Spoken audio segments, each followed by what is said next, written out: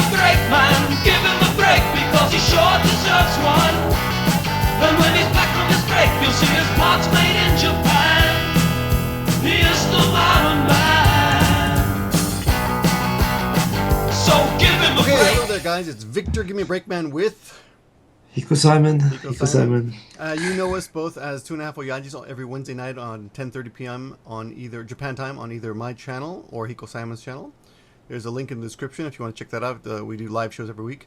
Last night we did a live show, but unfortunately I was interrupted by a screaming newborn, and I couldn't quite concentrate well. But now I've got my wife taking care of him. Also, I like to apologize to you and to everyone who watched last night.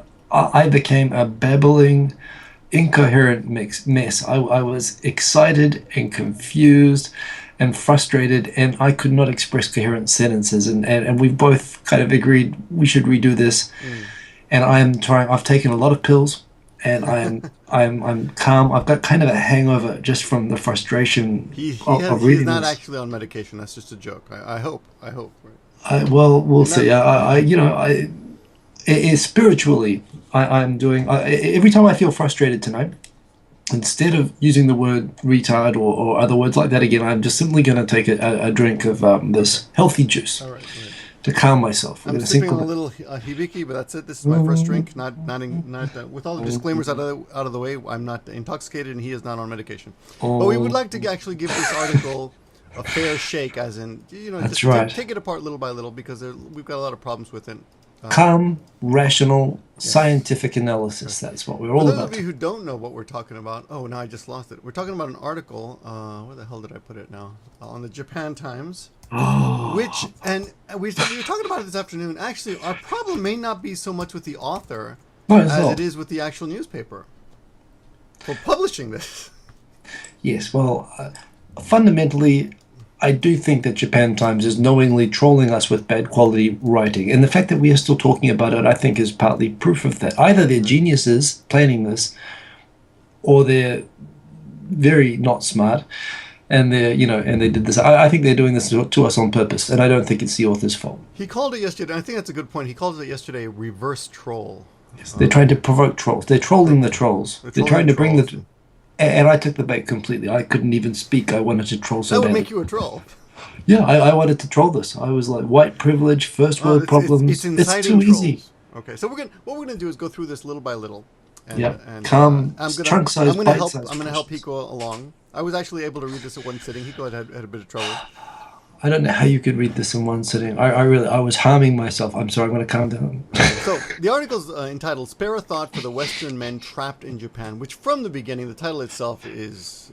provocative. Yes, provocative, but also... It's a provocative title. It's not a fair title from what we're talking about. First of all, there's... I think we can agree that there are a lot of men trapped in the world, but they're mostly trapped in marriages, trapped in bad work situations, trapped in poverty, but I don't think trapped in Japan is... Well, as I mentioned quickly last night, I could take that title. They could give me a commission to write a legit title on people legitimately trapped in Japan, and I could do it. I think you could talk about it. I mean, we have Unrested posted a video about an Eikaiwa tonight. Yes. Those people are trapped. You've got people in legitimate messed up family situations and all the disadvantages of that in Japan. We'll get into those details, but you could actually tie to specific things about Japan or specific things about the environment. You could do it, but I don't think this has done that very well. But let's look at what she did. Okay, so I'm going to go through it. Olga Garnova writes, and this is her second article. Olga Garnova. Let's go a little bit on the author. She's I don't know that much. You found out a little bit, right? She's a student at Temple University. Another Temple student mentioned, oh yeah, she's in some of my classes. So apparently she's a student at Temple. Okay. We can assume that she's young because she's a student. Right? Well, she could be a mature student, but I would presume, based on the content combined with that fact, that she probably is in her 20s. But that's just a guess. All right. So we don't want to pull we don't want to start swinging our metaphorical Japanese penises around as in I've been here longer than you, so I know better. But doesn't matter. That's not a valid metric. Yeah, right. That's totally. That's right. That's not what this is about. That's right. But it might account for some of for her perception somewhat. Okay. So in Japan, she says men have it easy, especially foreigners. They are They are males in a highly conservative patriarchal society, so they often enjoy all the benefits, status, money, career. It's a man's world, like as James Brown Well, famously said. So far, so good. Well, we can agree with that. Yeah. Yes? Okay. So, on top of that, foreign men often attract a lot of Japanese girls. Yeah, Okay. that's true. I That's mean, true. guilty. I try to stop. I say, leave me alone. I but- was in a. But we've all seen this before. It's the Mr. What's it? Mr. The charisma man. Charisma man, exactly. And I saw him today in Nagoya Station. A little tiny, blonde, scrawny, hippie-looking. He looked like he was 17 years old. Yeah. Walking with a backpack on his back with a beautiful Japanese girl that looked like she had no. I mean, not to be judgmental, but I was thinking, how did you do that? That's impressive. Yeah, it's We do see the stereotype. It does exist. It's a magical, it's mistaken but magical place. Yes. Okay, so that does happen. It's not the norm. It but happens. Okay. Legitimate first paragraph. Yes. So 8 out of 10. One out of 20 paragraphs. These Western men do not really have to learn the language or try to fit in. Yes, they do not. They don't have to. But That's right. But as Hiko and I we're living proof that the better your language skills, the better your opportunities. The doors open automatically. Always better. But that's the nice thing is that you can have a life here without trying to fit in, although you'll be limited in some ways, but you can do it. But legitimate, they don't really have to. Right? Their Japanese girlfriends or wives will take care of the majority of things for them. So getting on shakier ground, but Yeah. yes. Okay. Those situations do happen. I will be the first to admit that I willingly gave up all monetary economic power in my relationship, and I'm fine with that. I don't feel like it's That's the norm in humanizing Japanese or it's culture. not. I haven't had my economic testicles chopped off. I don't feel less of a man than that for doing that. If anything, it's because I don't care about money, but that's me. I mean, I'm not concerned with that. I don't want to deal with that. She wants to deal with that, fine. I've dealt with it all my life, and I didn't get married till I was 40. So fine. If she wants to take care of it, that's great. And these are very small chunks, but for what that sentence is, I think talking specifically about people who don't learn the language to fit in, and they do get a girlfriend who they decide to become dependent upon in order to enable their life. So everything like paying all the bills or signing up for the video store or all that stuff, getting the wife to always go fill it in. Yeah, there are people who do that. I mean, you're making a conscious choice if you do that to make your life entirely codependent on this person that you decide to partner with. Right. And I partly thought the moment I got here that was not the sort of life I wanted to plan to have. So I specifically sought to be independent. But there again, if you want to be codependent on someone else, you can set up in this way. And there are women who, will enjoy dominating and mothering, their husbands or boyfriends, and a lot of in this way. find that that's part of their. They feel like that's what their contribution to the relationship.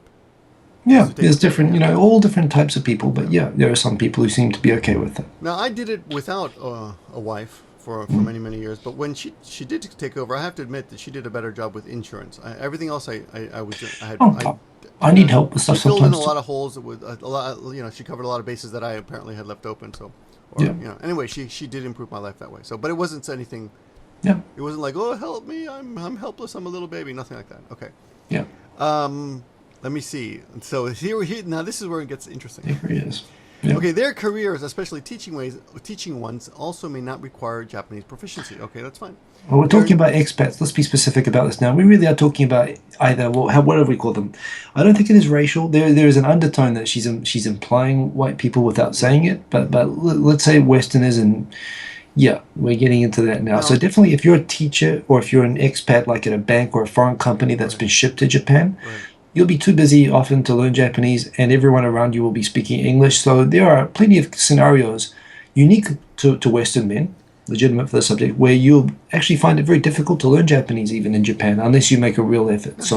I don't know how much you want to divulge about your situation, but you're a professional in Tokyo. I've worked in 4 companies. I work in an international company now where there are expats, not many. But everyone you work with is bilingual? Is that No, not at all. Not at all. Well, you are, though. I am. So I work in a company with thousands of employees and only really a couple of dozen foreigners. The company before was about half Japanese, half American. But even of those Americans, half were either Nikkei people or fluent like me, and the other half were completely, bare minimum Japanese. And in my current company, people are here mostly on 2 or 3 year postings, the foreigners, and most of them again can say hello to their secretary or whatever, but that's about kind of it. Right. And there's a lot of people, and some of those people, even the ones who really want to learn Japanese, they really don't get much above the basics in the time because they're busy working. They're not here as students. Right. So and I feel sorry for those people, who come here and they want to learn Japanese and they can't just because they're too busy with their lives. But yeah, but it's something that I think is unique for people from wealthy Western countries that work in wealthy, well-paying Western companies. That they can be sent here completely looked after without having to learn the local language, and that's a unique. It's a burden, but it's also something that's. Okay, you said burden, legit. but do you think that there is any way in hell you could use the word trapped with any of those people? Yeah, I think you could. Really? I think in the sense that they do live in a bubble. It is a bubble that they live in. It's a nice bubble. It's a comfortable bubble. The Kaja fall. Sorry. What's the expression? The birds trapped in a cage. The honey trap, or the honey trap is a different term. I use that differently. Trapped singing birds or something. Kaja, isn't the expression Kaja fall or something? Oh, so maybe something like that. I like that, but it is about the bubble, right? Do you think they're trapped?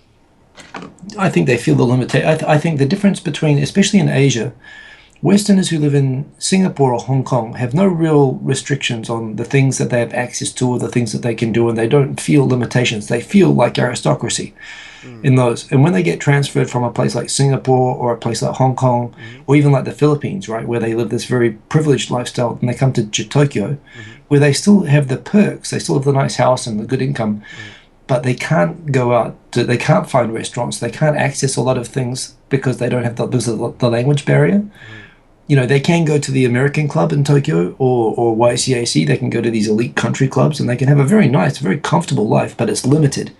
And I think they start to feel compared to other countries. When you say they can't go to restaurants, you mean they just don't feel comfortable because they can't speak the language. That's all. I mean that they cannot discover. They can't. The limitations on their ability to explore and to experience Japan.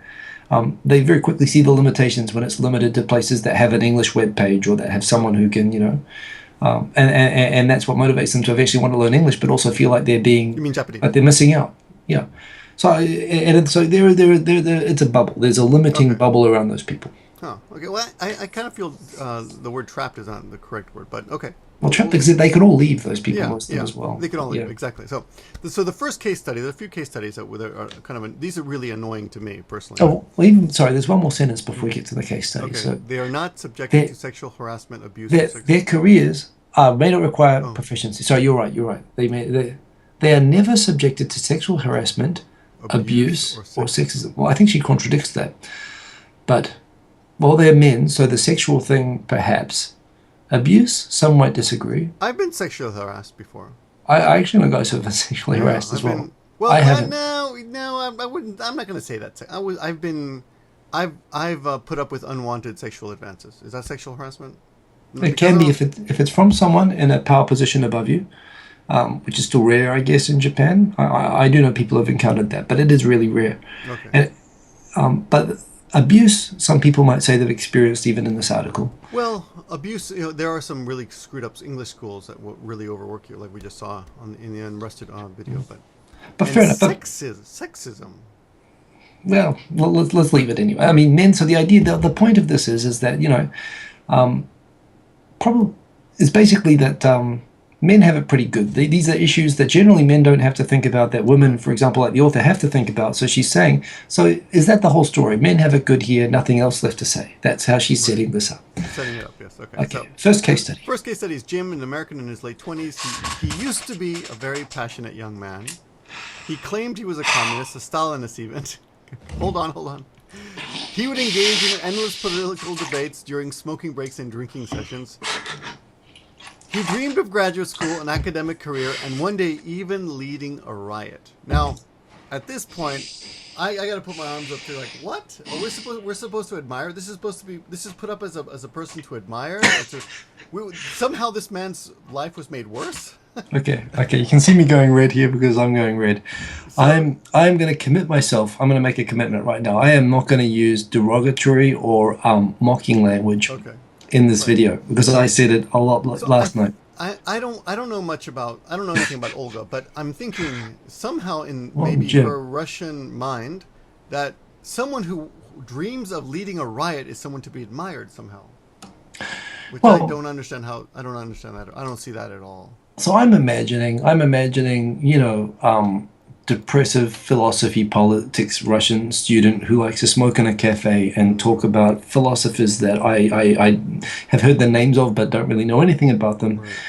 and talk about this impassioned radical philosophy. Is that being kind of a standard An of ideal- normal, healthy Idealistic youth? person. Yes. That rebellion, the Che Guevara's, I'm gonna the change Che the Guevara world. hipsters, right? He dreams of being a Che Guevara, right? Yeah, we could say that. Smoking in a cafe with a beret on his head, drinking, espresso and, kind of spitting on people who Going drink home with girls who Starbucks, don't shave their legs, things like that. Wow, really, a real. Wild. armpit hair, and all that stuff. Yeah. But instead, he got married to a Japanese girl and already had children by the time he graduated. Tragedy. Okay, so right now, whose fault is that? Is that somehow the society's fault that he didn't use a condom, that he got married? And I mean, how many people get married when they're students in the first place? Isn't it pretty common knowledge that you should wait until you graduate? I will Wait until you refrain. graduate to have kids. Get a job first. Before you I start. will refrain from making sarcastic comments, but I will say only that I think perhaps the riot did happen in his pants. Maybe that was something uncontrolled. Yes. Okay. So It happens. So stuff happens. yes, shit happens. Life happened to him. Stuff happens. I will not swear in this Somehow video. she is blaming Japanese society on this, right? Well, no. Well, it's a specific case. So she's not doing that yet, right? She's talking about poor Jim. Pity Okay, poor Jim, the Poor man Jim, who the ended up with a Stalinist. married and kids. The Stalinist hipster beret smoker, cool Right. guy, Che Guevara, ended up okay. married So with children instead, before he finished university. Tragedy. Instead, he gets married in college and has kids. She did not want. The wife did not want to leave Japan and insisted he earn a stable income. Well, I mean, that's completely unreasonable right there. That's- She wants to live in the country that she lives, and Right. she wants him to earn an income, Yes. and they have kids. Well, I think she's being pretty Especially- harsh at this point. Of course, she's got children. She had no. Come on, it's common sense. So he ended up teaching English somewhere in the sticks, far In from the any sticks. big university. Now in So I'll- Japan, where could that be? Well, let's for a start. The sticks is being identified as something distant from a university, which I think says something about the author's worldview. And we do know for a fact that she's a university student. So, obviously, university is probably the center of the universe in her existence. Right. So, Point. he's Like a New Yorker out of New York City. so he could be in What's out he could be in Saitama. He could be in the outer suburbs of Tokyo. He could be anywhere. Honestly, if you talk about the big universities, she's thinking big cities, big universities, centers of hipster learning. And presuming that he's more than 1 hour away from any of those, I mean, that's 99% of Japan. But, yeah, so he could be anywhere from Saitama to Hokkaido, honestly. But, okay. But the fact that she's talking to him implies to me he's probably in Saitama. Okay. That's pretty good. That's pretty Which good. is pretty Good rough. estimate. Then he says it is only for the time being. He He insists. insists.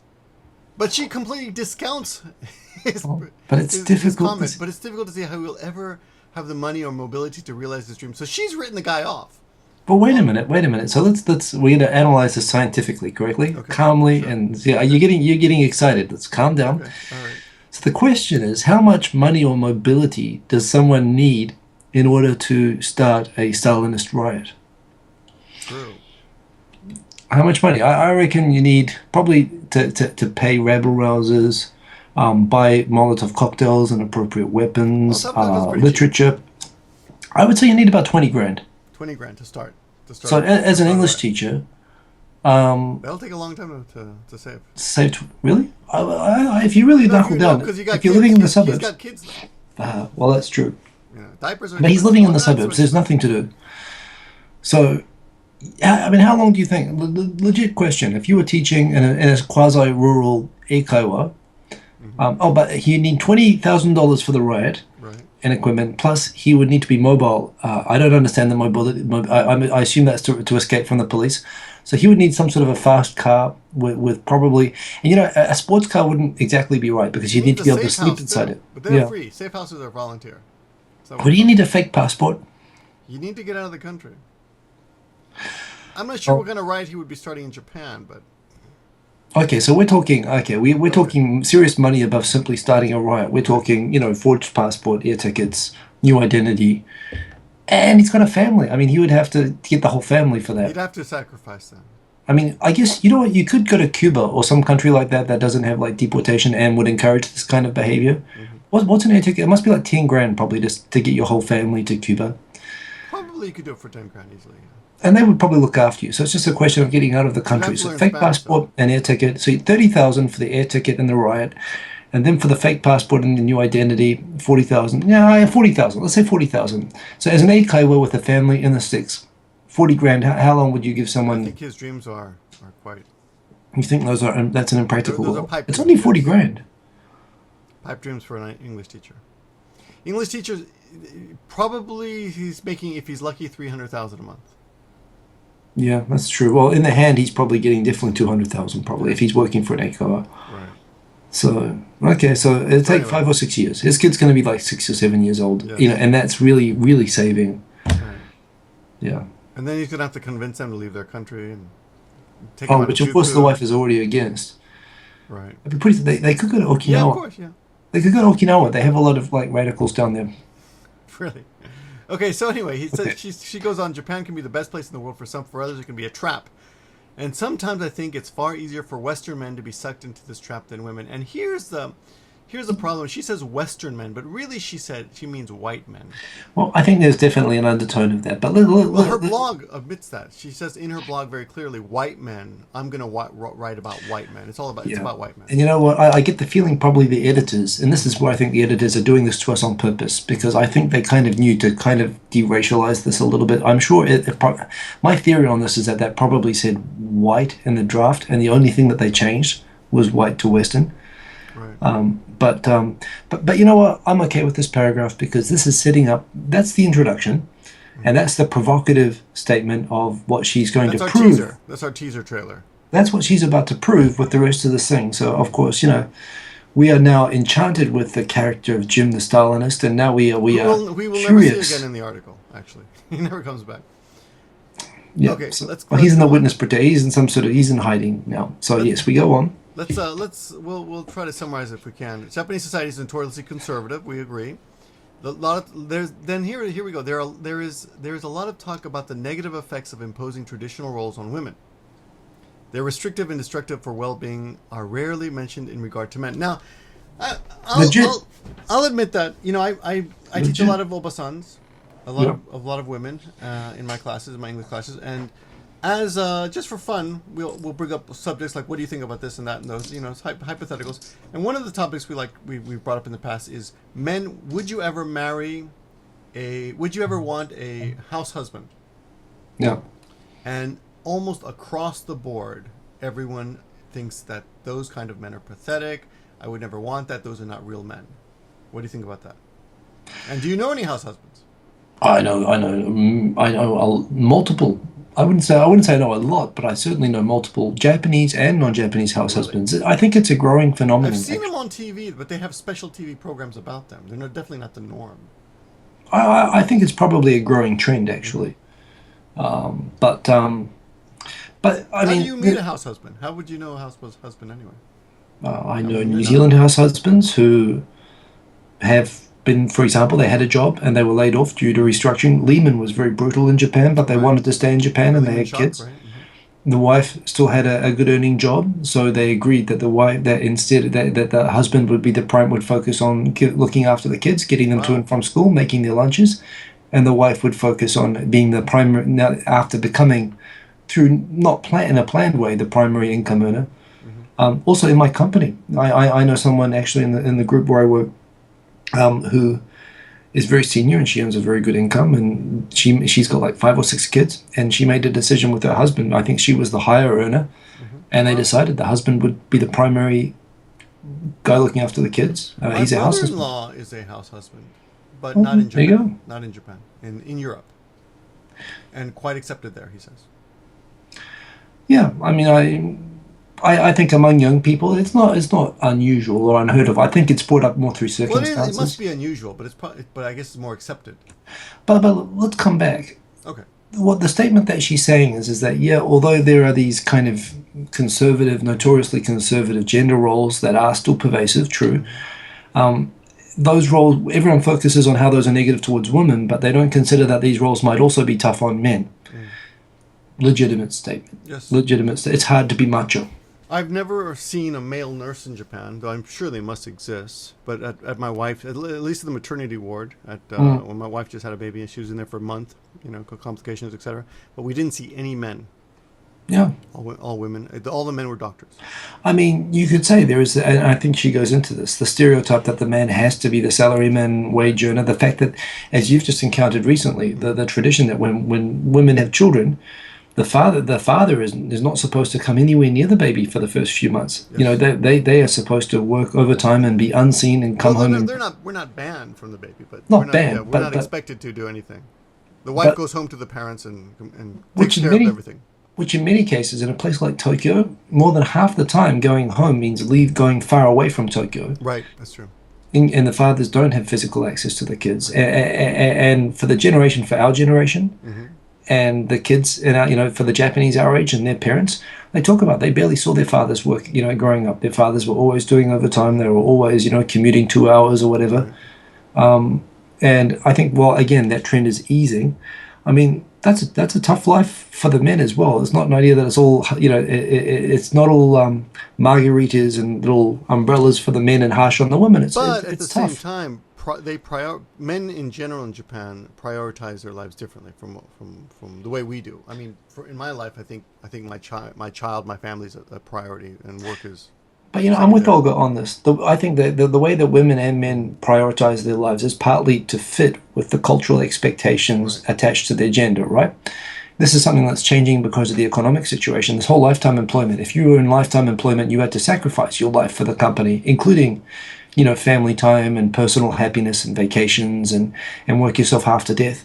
And that's breaking now because of the whole, the companies are not keeping their end of the lifetime employment bargain anymore. But that expectation that you have to do it because that's what a man is supposed to do, even if that's not the life you want, I think a lot of Japanese make that compromise. And I think the pressure to make that compromise is strong in this society. Yeah, but that's also a kind of a chicken, which came first, the chicken or the egg argument, because we individual humans make up society. So we do. So we're bending to society, but we're also forming society at the same time. So I would call it a vicious cycle more than a chicken vicious cycle. Okay. Yeah. I'll give you that. It's self-perpetuating. Okay. Yes. Self-perpetuating. Legit statement. I think it can be tough on men. We focus on how women are disadvantaged by these gender roles, but it's tough on men too. And that's legit statement. Okay, that's legit. Yeah. Let's give it. So good job, Olga. In Japan, men in general have very limited choices. The culture demands that they become real men, which usually means, just as you said, the breadwinner is obsessed with their careers. Okay. Yeah. The job for life system has dominated Japanese culture for a post-war period. Blah blah. The company has to be a man's top priority, but that is changing a little bit, as you've just said. Yeah. There's one more sentence. Read to the end of the paragraph. Okay. The job for life system has dominated Japanese corporate culture for the post-war period. Demands the full devotion of employees. Promotions and salary raises were and often still are mainly based on loyalty and seniority. The company has to be the man's top priority.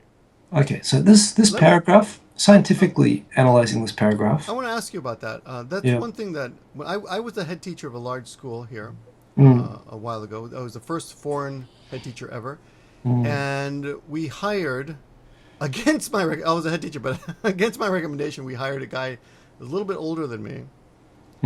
And actually he was 10 years older than me. Yeah. So we hired this guy, and they paid him the same salary that I was getting. Just a little bit less because he was older. Yeah. Which annoyed me. I thought, what's the point? All this time I put into this company, and this guy just comes in and gets almost the same salary just because he's older. Yeah. Yeah. Do you find that in your company still, or do you know about that?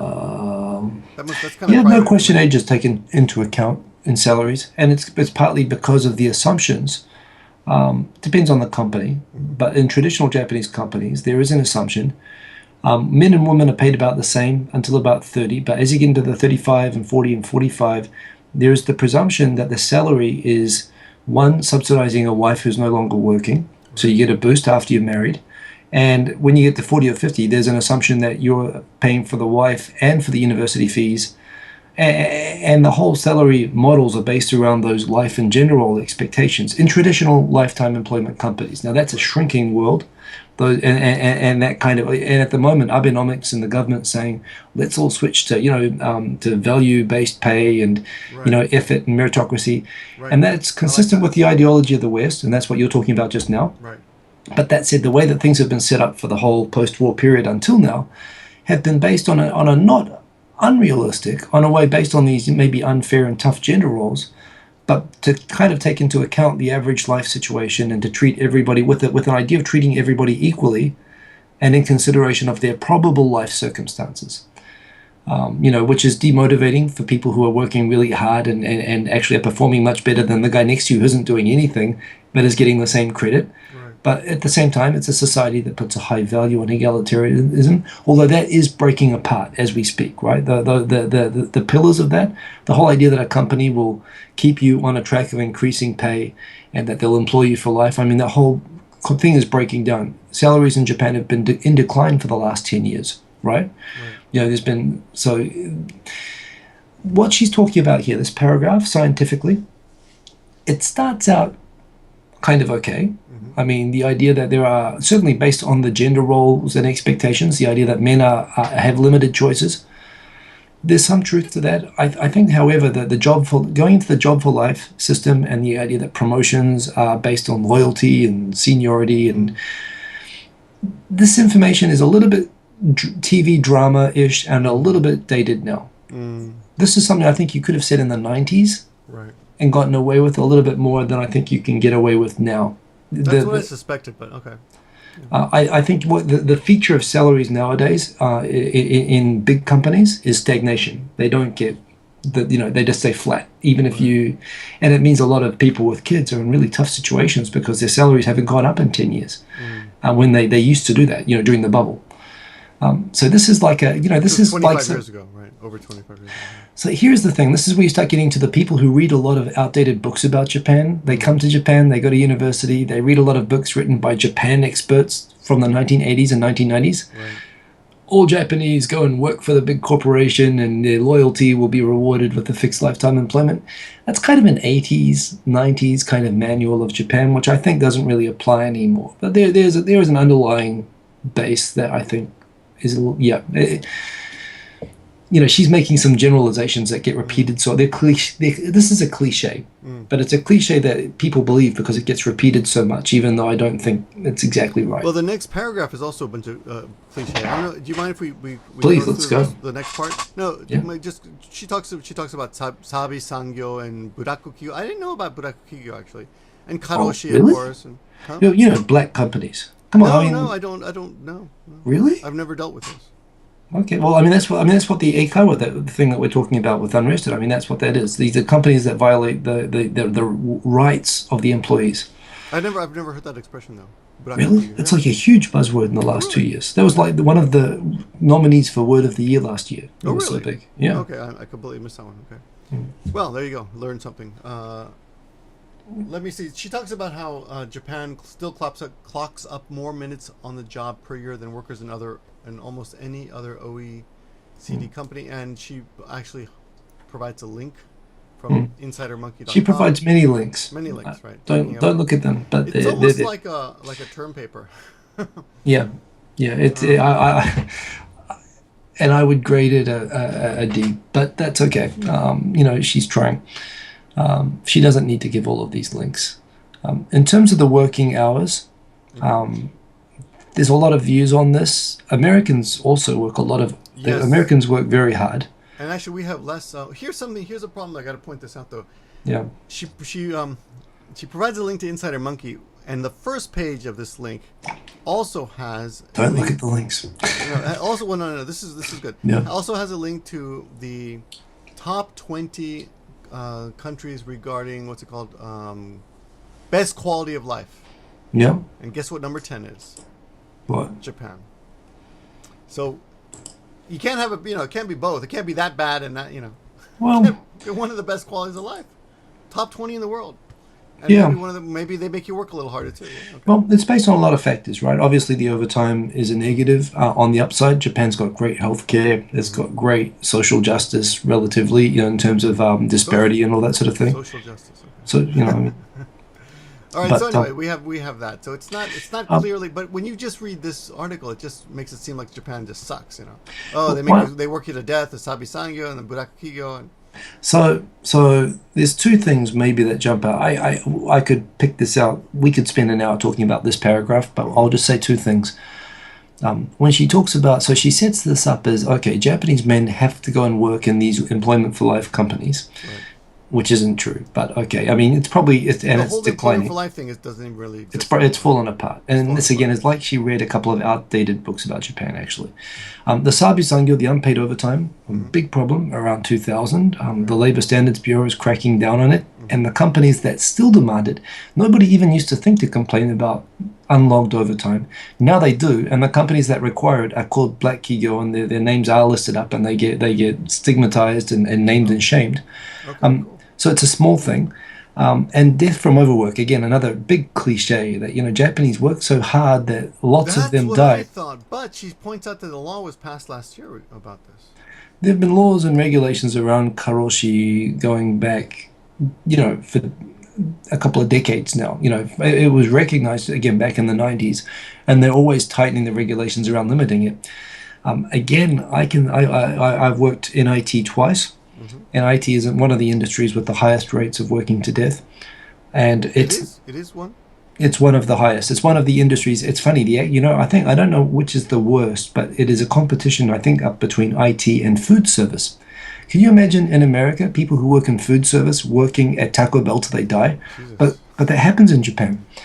There's a guy in Parliament who owns the Watami chain of restaurants, and he had an employee, a restaurant manager, die from overwork. And was unapologetic about it.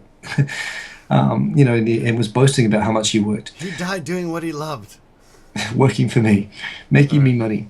So the karoshi thing as well is again, I'd say, a problem that is declining. I think the situation around that is improving. I mean, the fact that they always say Japanese work so hard, they have a word for work from, over death from work.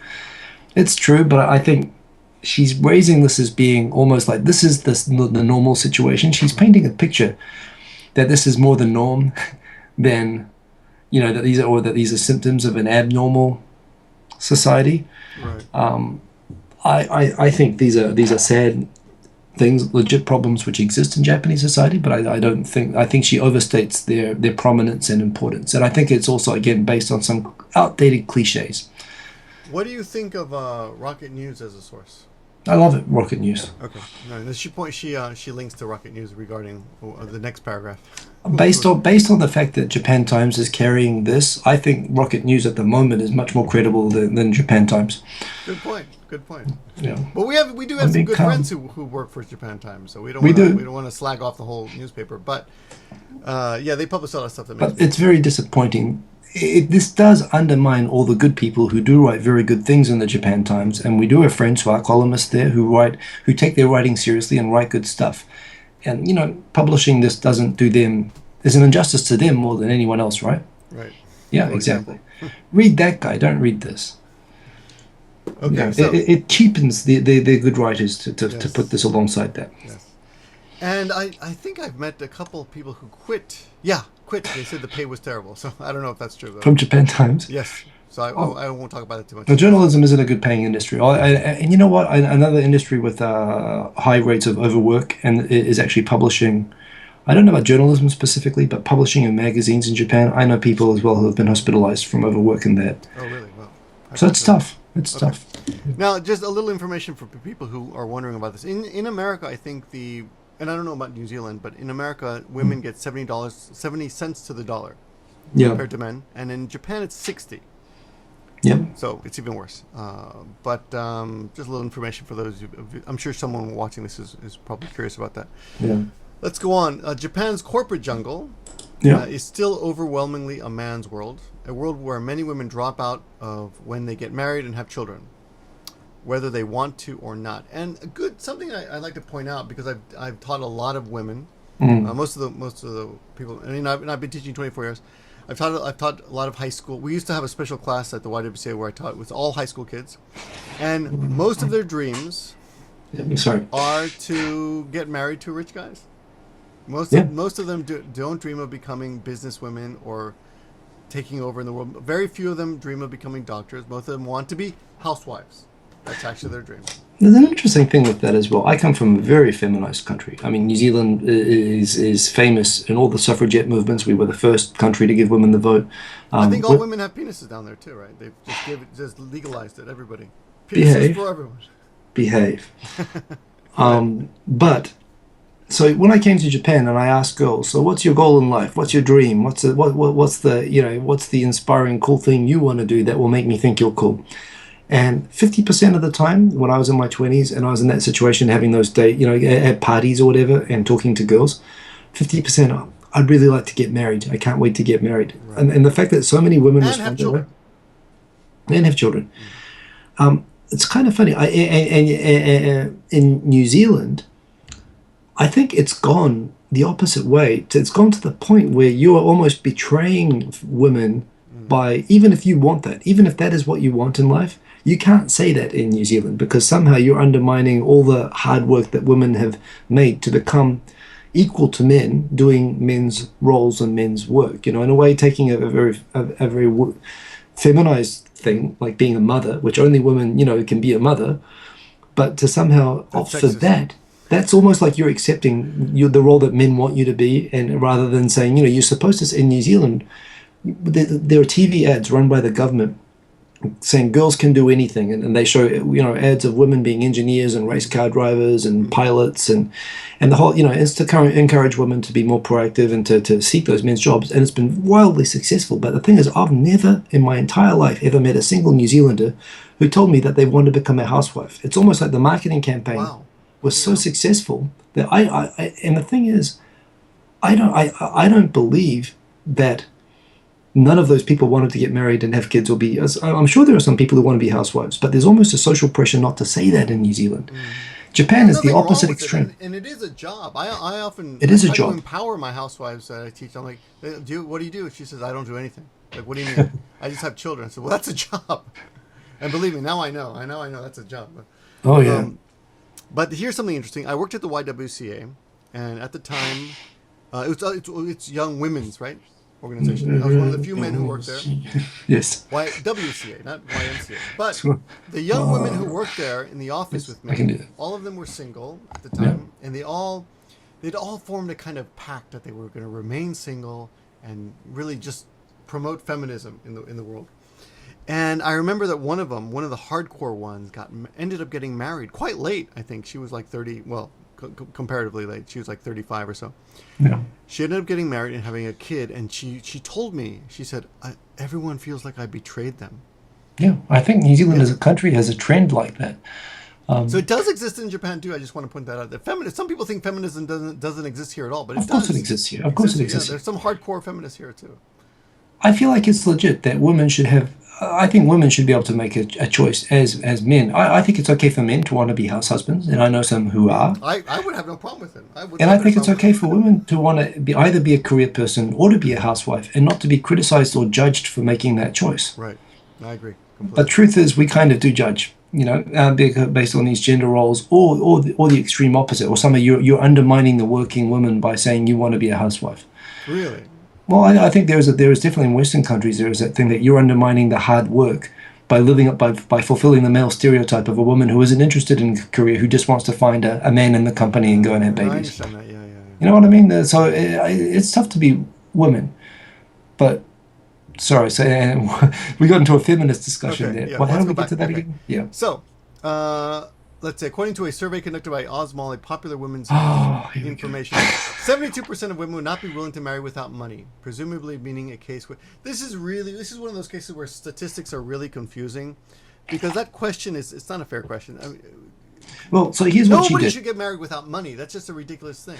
Well, here's what Olga did here, and she does it for the next couple of paragraphs. She has a preconceived idea of position and outcome that she seeks to demonstrate and prove by looking for statistics on. Time. Guess what? What? The article's just been removed. No way. Yeah. Oh, wait a minute. I'm looking at it. Are you? I just refresh your page. I don't want to. Well, let me cut and paste it just in case, so that we can keep doing it. Oh, maybe I'm wrong. Maybe just the search report. What? Maybe it's just my computer. I was on it. And I clicked over to I can still see it. It's your internet connection. Okay. No, but I'm still with you. So that's strange. Oh, never mind. Okay. This would have been a great conspiracy. Oh my God, it happened just. No. Okay, never mind. Sorry. False alarm. Go ahead. False alarm. I'll try to get back. No. So what she's done here, and this is why I would give her a D at best for this article, is statistics are wonderful because you can find a statistic to prove that climate change doesn't exist. You can find a statistic to show that most men don't want more terrorists immigrating to their country. You can find a statistic for any bullshit idea. And what she's done is she's gotten some preconceived ideas and she's looked randomly on the internet with links for statistics that prove what she wants to say. So the idea that we're trying to prove here is that Japanese women are money-oriented, cold, heartless, money-seeking people, and that they will trap men with that. Whereas Americans or Western women, fellow white women, are much more sincere and and they don't care. There's no gold diggers. No gold diggers in the West. That's right. You can't buy me love. They are the Beatles songs. They are the true correct model of love as expressed through Hollywood that everyone of course experiences. Sandy, yes. No, I'm not getting the. I'm actually on her page on her Twitter. Now try it. Click that link yourself. I'm on the page. I just refreshed. Click the link.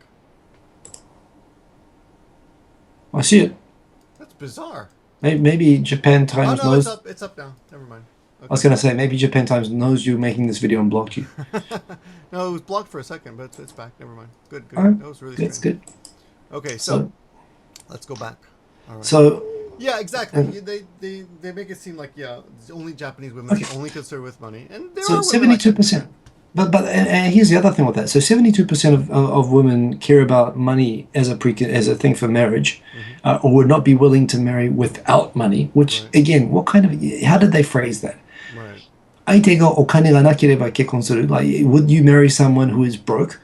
If you phrase the question like that, you'd probably get the same statistic in English. But this isn't even done comparatively. This isn't the same thing, right? This is just something that was done in one place, right, on popular Japanese women's information site. But in any case, so we have this idea anyway that money is among the prerequisites, and it's completely reasonable. If you're going to have kids and you're going to have a married life, I mean, being married and having the commitments and responsibilities of someone who is responsible primarily for two lives and in time quite often, but not always, for kids as well. There's an implication of all sorts of responsibilities, emotional, financial. And so what the site here finds is that Japanese understand those responsibilities. Exactly. And they think about them when finding a marriage partner 3/4 of the time. That's just strikes me as being completely reasonable. It's common sense, It's common sense to me. If the reason you're getting married in the first place is to eventually have children, that's something you have to take into account. And even if it's not that, even if it's just to settle down with someone and share a life with someone for life. Who wants to live in poverty? And this is where I think Olga is showing her lack of life experience. The fact that she kind of sees this as something that undermines sincerity, or, the fact that she sees this as a kind of a suspicious thing. Someone who's in their 20s and can live in a $300 a month apartment and date Che Guevara and talk about philosophy can probably not, can see this as being an insincere thing. But do you remember the expression about the Japanese women? I forgot. It's something hesobukuro or Hisokuri. Hesokuri, yeah.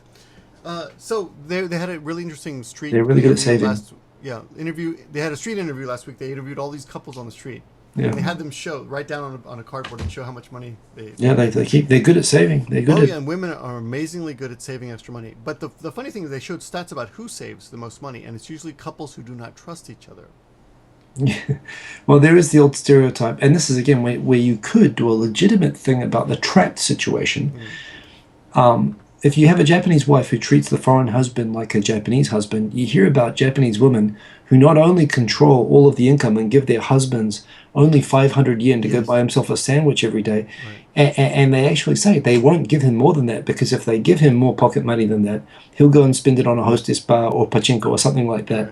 And it's because they don't trust them that they exercise that control. And that is imprisonment.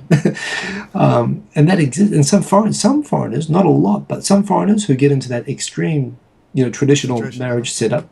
That's a legit, that you could put that in the article here, but Olga didn't do that, which is disappointing. I could have done that better. Yeah, she could have done that, yeah. And you hear Japanese men complaining, they always have specials on TV about this poor guy only gets 5,000 yen a month. Oh, on Yokai Watch, so you're going to start watching cartoons when little Inigo gets bigger. And I know, there's an I got nieces and nephews, so yeah. So on Yokai Watch, there's an episode where the father was basically, the running gag was the father kept going to the mother asking for her to increase his pocket money because he was having so little pocket money that he was barely able to eat enough food during the day. Right. And the wife, like in the end of the episode, flies into a rage, like, how dare you ask me that? This is real. This is enough of a recognized family situation that it was an understood joke. Watch. It was on Yokai Watch as an understood family situation joke. But another good point about the Western men thing, and what you pointed out was something that's really rare. You don't usually get Western men who completely go into take up those customs, right? Well, that is so removed from Western culture that is something I think a Westerner would be, even me. I mean, I'm as localized as you get among foreigners, and no way I'd accept that culture. But no question, there are some foreigners who probably fall into it. Yeah. What can I ask your situation? Do you give your salary to your wife? No. No. So you give her part of your salary? No. You just pay the bills? Yeah. Okay. I basically give... Which is rare, by the way. Even in international marriages, I'd say that's rare. But that's just, honestly, neither of us can be bothered managing it, so I just pay for everything. Well, she pays for everything, but I just put it all into her bank account. Pretty much all. Yeah. I'll put in she'll say, I need this much money by this date. Now, especially now that she's not working now. So we've got to think about that a little bit more. But yeah. But I'm pretty happy, to give her, the majority of my money. I keep a little bit so I can buy extra cameras and stuff like that. But here's something else that's interesting. It's not mentioned in the article. It's that there's always a different expectation when you marry a foreigner. So when my wife married me, she expected I would be more Western and a little bit more romantic and share with the chores some more. Well, there's a spectrum. A lot of Western men marry Japanese women thinking they're going to get everything handed to them on a silver platter. They imagine, she'll get me a beer whenever I want. She'll make my dinner whenever I want. So there are people who there's Japanese women who are expecting to, have a cool half babies, a cool foreign boyfriend, and complete control of his life like a Japanese guy. Right. And you have Western guys who have a Japanese wife and they think they can have sex every day and they are going to have her clean the house and make him a sandwich. And it's going to be paradise. And for some reasons, there is a high rate of every day, but maybe not with their wives. Yeah. So it's you have different degrees along the line of spectrum of mismatched cultural expectations going into cultural marriage. Expectations are often completely different. Italians have an advantage because, as I understand, and Japanese people say this, in Italy, women can control the finances like in Japan. Apparently, the mothers, the matriarchs are pretty strong in Italian families apparently, and it is like Japan apparently. I did take one piece of advice from Italians. They say whenever you marry a woman, make sure you check out her mother first to see how much she's ballooned before you marry. I learned something. Joke, but no, I learned a random thing. It's considered really offensive in Egypt to ask what is your mother's name. It's literally like calling someone a son of a bitch. And Twitter is actually doing a campaign in Egypt at the moment that. It's a cultural thing which fosters embarrassment about mothers. Like don't ridicule me about my mother, or don't mock my don't ask my mother's name so you can mock her. And Twitter's trying to change this by having, for International Women's Day, Egyptians proudly tweet the name of their mothers to undo this stigma against. Apparently if you want to offend, they were asking people. So interview on the street, what's your mother's name? And these guys get all really put out by it. Really, it's really cool. Anyway, sorry. So let's come back to this. This is a long article, so let's stay focused. All right, that's interesting. Wow, what do you know?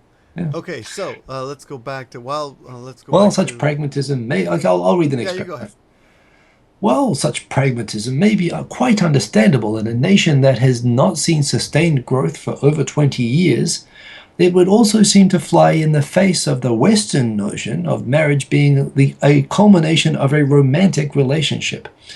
For example, American adults, both married and unmarried, ranked love 93%, making a lifelong commitment 87%, and companionship 81% as more important reasons to get married than having children 59%, or financial stability 31%, in a nationwide survey conducted by the Pew Research Center in association with Time magazine.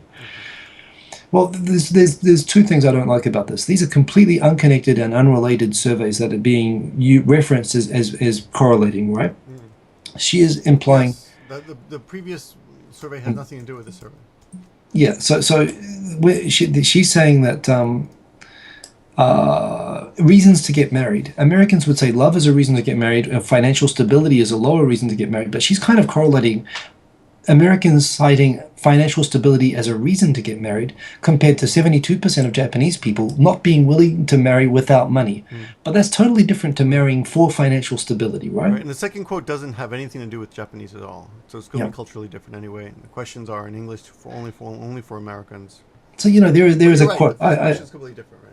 So there is a quote, which I used to love. I used to be in the debating team. And whenever someone would start pulling statistics like these in a debate, I would come up with the old refrain, there are lies, damned lies, and statistics, right? Any statistic can be manipulated for any purpose. Good point, yeah. And this is not even a good example of that. This is a bad example, this is a sloppy example of that. She's making a big jump in assumption and reason there, yeah. Well, I'd say to the point that she's actually being deceptive and misleading, because frankly, the statistic above about Japanese women, all of the results below could be completely the same in Japan and still be consistent. You could actually say that in spite of Americans 93% marrying for love, 72% would still not marry someone, if the other guy was broke. Right? That's not inconsistent. But she's putting these against each other like they're opposing results, and like proof that Japanese don't marry for love. I would think which isn't some addressed. Statistic out there, Yeah. that supports that, but and even if we, and I'm going to calm myself, as I'm not going to use bad words, even if we accept the notion that she's saying that Americans marry primarily for love and Japanese marry primarily for money, which I don't think is true, but that's what we're being suggested here. Right. So is that the correct? Well, maybe. So what is she trying to say with that? Is she trying to say somehow that Japanese are wrong, or is she trying to say this is something that victimizes Western men? Western men expect marriages to be romantic and love-based, whereas the partner, they don't realize they're marrying someone who's only really after them for their money. Is that what she's trying to say? That's what it sounds like.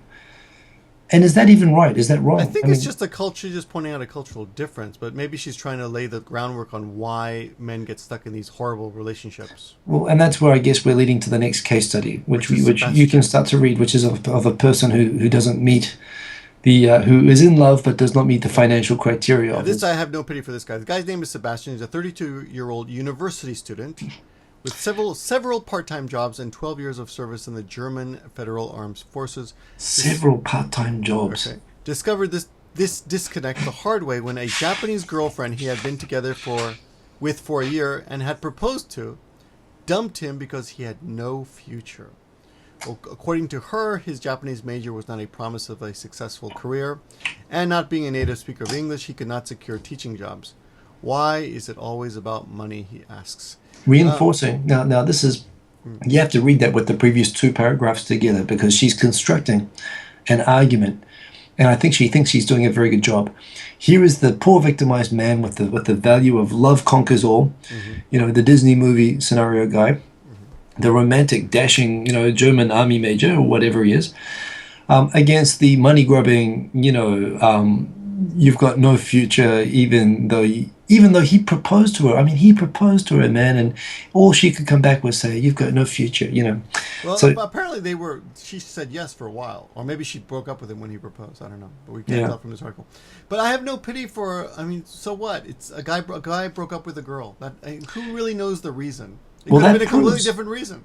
But which we just showed, this was the fact she's trying to first construct this tenuous idea that Japanese marry for money and Westerners marry for love, which I think is tenuously set up. And this is the evidence. This is the proof that clinches the argument, backed by statistics with links, that Japanese women are money grubbing and men are put out by these cold, heartless money.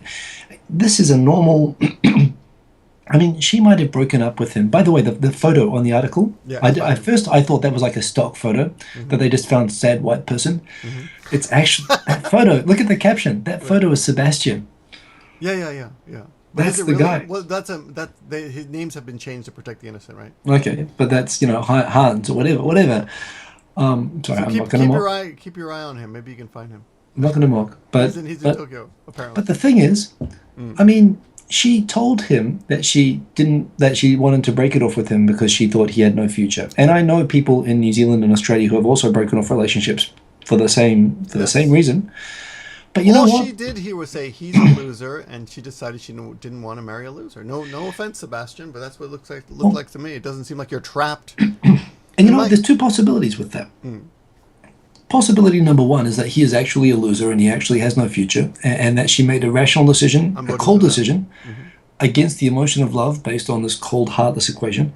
The other possibility is, maybe she fell in love with someone else. And maybe she just needed to break up with him, and this was the excuse that she used to dump him. Yes. And he's obviously still hurting from it. But, you get to a certain point in life where you go through a few breakups, and you learn that these are the things that sometimes you have to say to get out of relationships, and sometimes they're not the actual reasons. Right. I mean, how honest are people about, well, listen, honey, there's this really hot girl at work. There's this really hot girl at work, and I've enjoyed dating you, but, I've fallen in love with this other person, and, isn't it just easier to say, I don't see this relationship going anywhere, honestly, as a breakup chap? But this guy's obviously traumatized and hurting by it, and he's formed a view as a result of this, that Japanese women are just heartless and money grubbing, and that's being used with statistics here to make this argument. But, we don't know what happened there. This is just a normal breakup, and that is a normal breakup excuse. It doesn't prove anything. Yes, as if the two paragraphs before set this up. As this is supposed to be the icing on the cake of an argument, which has never been constructed in the first place. So this is why I had to stop and take a break from reading this article first. Now, we pretty much pounded on Olga for a while, but I got to tell you, the next paragraph, I've seen a lot of evidence. Victor, that doesn't sound good, but yeah, okay. We've double teamed Olga. What are they called? Dutch double door. Yeah, anyway. The next paragraph, though, I've seen a lot of support for this. Luckily, I'm not in this situation myself, but to borrow from a headline of a past column by Kaori Shoji from these pages, marriage has little to do with romantic love. I will agree. Marriage itself has little to do with romantic love. It has more to do with commitment But wait a minute. Getting married and marriage are different things, though. Her name, you see the name of the author that's being quoted with the link is Kaori Shoji.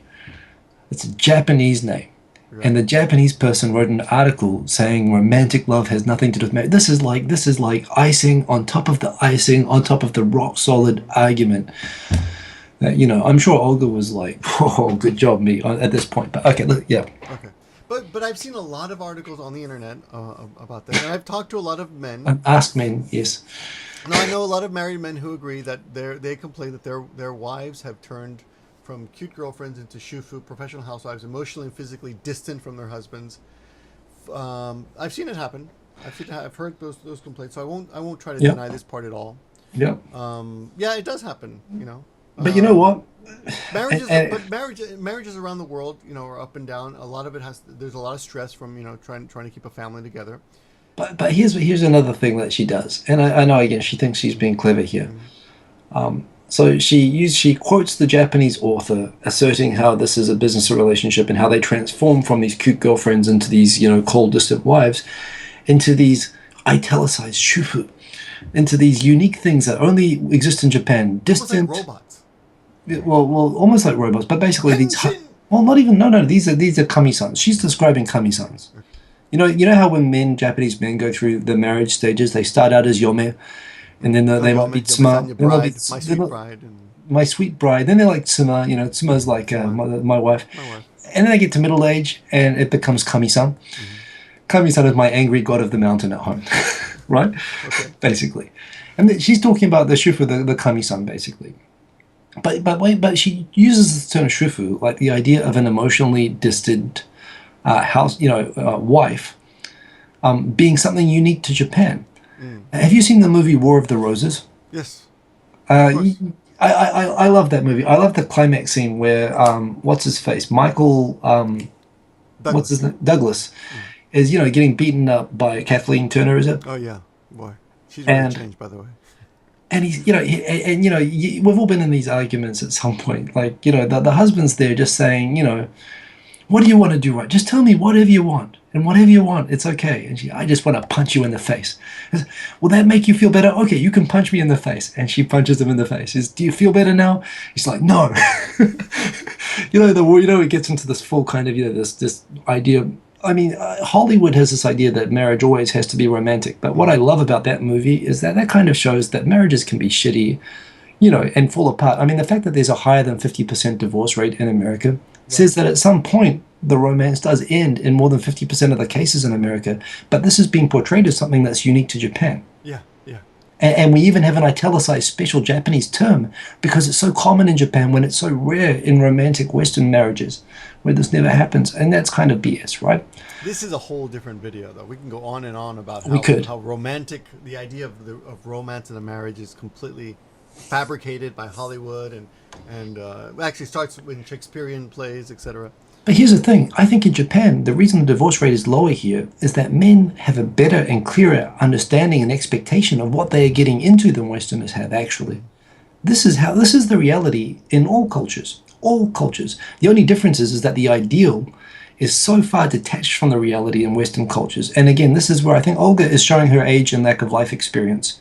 Because I think she's writing this from a perspective of being bought into these fake ideals that we buy into. That marriage is it's a contract. It's an agreement. It's a business deal. Yeah, you have to rationalize a lot of things. That just you can't have fun. You want to raise a family, you want to have a wife, and then you're gonna have to give up a lot of stuff. And there's nothing wrong with that. It doesn't mean that romance is completely eliminated. And you're not gonna be you're not gonna be happy. But Jim the Stalinist.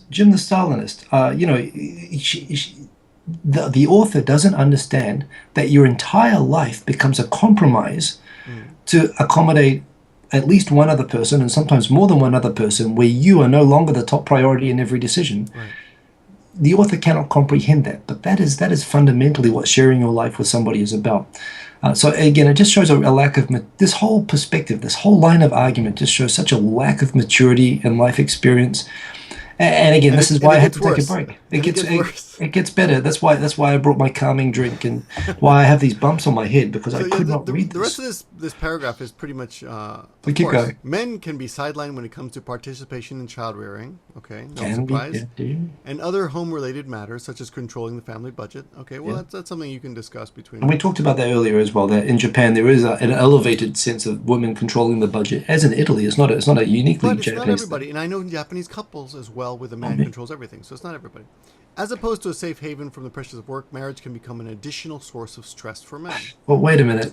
Wait right there. Again, I think she's talking from a place of Western idealization of marriage, completely not understanding how disconnected the ideal of Western marriage is from what it is. I mean, men all over the world try to get. Of course, men hope that the married life, we go home from a stressful day of work to a wife who will help us forget our stress, and that it's a haven from stress. The only place in the world that married men are safe from stress is on the toilet with the iPhone. Yes.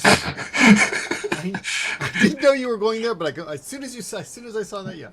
And even my father, right? We have four kids in our family. My father had a library, and I asked him, Dad, why do you got a library? The toilet. Because it's the only place in the house where no one will bother me. And it's funny because I saw on Facebook. I'll say who it was as well. This is from years ago. It's before the current situation. Amanda, Yum Sesame. She put on Twitter. She put on Facebook one day. Why is my boyfriend in the toilet for half an hour? And I said, Amanda, don't go there. Look, men need their half hour for no reason in the toilet sometimes. It's not suspicious. We're not doing anything. It's you can just play the Angry Birds or surf the internet or whatever. we No just one's gonna bother need. you. I know. I go there and she says, does the toilet smell? And I'm like, I didn't even poop or anything. So you were there for 40 minutes. How could you? Well, what the hell? Don't ask. But the next jump here. Okay. The next jump is amazing. No wonder. We're already amazing. Oh, No wonder Japan has one of the highest suicide rates in the world. Boom! There we Out go. of nowhere. I just got clocked. I was blindsided of that. At 18. No wonder Japan has one of the highest suicide rates in the world. At Bad time to laugh. 18.5 per one. At 18.5 per 100,000 inhabitants, about 60% higher than the global average of 11.4. As in most of the rest of the world, the most notable exception is China. Men in Japan kill themselves at a much higher rate than women. Okay, so that's the bombshell final paragraph on just how bad it is to be a man in Japan, and it's building up the momentum of argument with this. People who are watching this video closely might notice something just happened before. Slight change. Victor looks a bit more wise and aged the way that he's speaking. People might have noticed I've grown a bit of a beard. We've changed our t-shirts. We had to. We were sweating. Because when we tried reading this before, I managed to get through pretty much coolly and calmly up to this point, and then I just had a complete nervous breakdown when we got to this paragraph before. He became very inappropriate and started pretending to shoot himself in the head. Well, we don't need to go there. We don't need to go there. But I started simulating the subject matter, so we had to stop and take a break and come back on another day. Yes. We calm ourselves. Is that the same bottle? It's a new bottle. That's a new bottle. That's good. I got a new shot of whiskey. So okay. I'm hitting the bottle, the new bottle. All right. So yes. In any case, I thought we were talking about Western men, but we're building up a momentum of evidence and cliche and invalid statistics to bring up this tsunami, which is leading into the next paragraph, which is you can see the tsunami coming with this, but it hits the shore with the next paragraph. But in any case, now before we go into the next paragraph, we did a little homework on this, and a lot of people always complain that Japan is the worst place in the world for suicide, but actually we found out that it's actually only number 7 right now in the world, which is not bad. It used to be number 1 and 2, right? It used to be Finland and used to be number 1. They've dropped to I think 14 now, and Japan used to be number 1. It's dropped down to 7. South Korea is way up there. I think it's number 3 now. And the worst country in the world right now is Lithuania. So anyway, just to let you know where Japan stands with suicide, and the suicide rate has gone down to under 30,000. Yeah, it's actually declined 9 years in a row. Yes, and first time ever last year under 30,000. Yeah. So I didn't know it was declining for 9 years in a row. That's amazing. So fewer suicides. It's getting better. Yes. Unfortunately, according to Olga, what's her name? Garnova. Garnova. Yes. If you are a foreigner. May I continue? Oh, we'll read the next paragraph then. Japanese men have it tough, but foreigners might have it even worse. Oh, she says might. Okay. I just skipped the might. It just looked like she was saying, but foreign men have it worse. Yeah, well, even to consider that.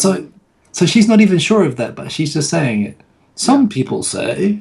You never know. I don't know. I didn't actually go to the trouble looking it up. It's possible. It's possible that foreigners have the it stats, even worse. It's possible. Are there any stats on foreigners who commit suicide in Japan? I'm sure they exist somewhere, but anyway, keep reading. Okay. Unlike Japanese, who have been raised in the culture of strict gender roles and long work hours, foreigners, especially Westerners, may have very different expectations, lifestyles, and ideals. For example, achieving a balance between work, family, and personal time is seen as extremely important in contemporary European and American societies, but Japanese corporate culture does not support that. Okay. So where do we start? As someone who's worked and was working at the moment in both Japanese corporate culture and American corporate culture. Yes. You're doing both right. The idea, again, I think she's showing lack of life experience in this. In fact, she's giving away, I think, by this, I'm gonna make it Pretty common, not even a preconception, a common idea that the Westerners prioritize family over work, generally speaking. No, not well. Look, not in America, and not in many parts of Europe. I mean, I think we pay lip service to it as an ideal, and I think actually in New Zealand and Australia, less so in Australia than New Zealand, but we're pretty good at doing it. In New Zealand, you can't call up a law firm or an accounting firm after 6 p.m. and get anyone who will even pick up the phone. You cannot. You cannot get someone. I know I've called up the biggest corporate law firms in New Zealand after 6 p.m. New Zealand time, and not even been able to get a janitor to pick up the phone. So in New Zealand they're busy with their families. Yeah, they go home, and that is the culture that I come from. But I come from that culture, and I'm sorry, I've worked in American and Japanese, and I find them to be the same. In fact, I'll go further. I think Americans actually work harder than Japanese in my experience. So again, she's rattling off cliches and stereotypes, and I think she's revealing that she's never worked in corporate culture. I think she's showing that she's a student, and she doesn't really know what she's going to be getting into in the world. The idea that getting the balance between work, family, personal time is extremely important in European and Western, but Japanese corporate culture does not support it. That's such a big brush, as if there are companies in Japan who don't. She's saying all corporate culture in Japan doesn't support work-life balance. Not true. And European and all European and American societies do. That's just like from my own personal life experience, it completely contradicts that. Even though I acknowledge those are the cliched stereotypes, right. But I think she's just writing off the cuff from stereotypes and cliches, which is what we're supposed to be trying to be informed away from. But she's just repeating stereotypes. And the point of this is to actually give us some news, not just repeat stereotypes. So yesterday this morning I talked to a doctor of mine whose coworker is a female doctor. This is American or Japanese? No, Japanese. Sorry, yeah. Japanese. And we were talking about maternity leave because they were asking me about my kid. Oh, blah, blah. Great example! Yes, great example. Yes. So she's married to a businessman. Yeah. An average salary man, and he is planning to take 6 months off paternity leave. Yes. Yeah. And I said, really? Is that possible? Are you sure? Is he just saying that? He said, actually, he chose to work for his company based on that. Yeah. Well, that's one of the key. I'm sure it's not the only factor, but he said, I want to work for a company that actually honors that and will offer it, and that's why he chose the company that works for. So you can do that. I worked for an American company that offered paternity leave, and that's part of the reason I joined it. And I had my son, and when I had my son, they wouldn't let me take it. Really? Because it's not legally mandatory in Japan, although I was told when I was being hired that I would be entitled to it, and they changed their minds. They reneged on that promise.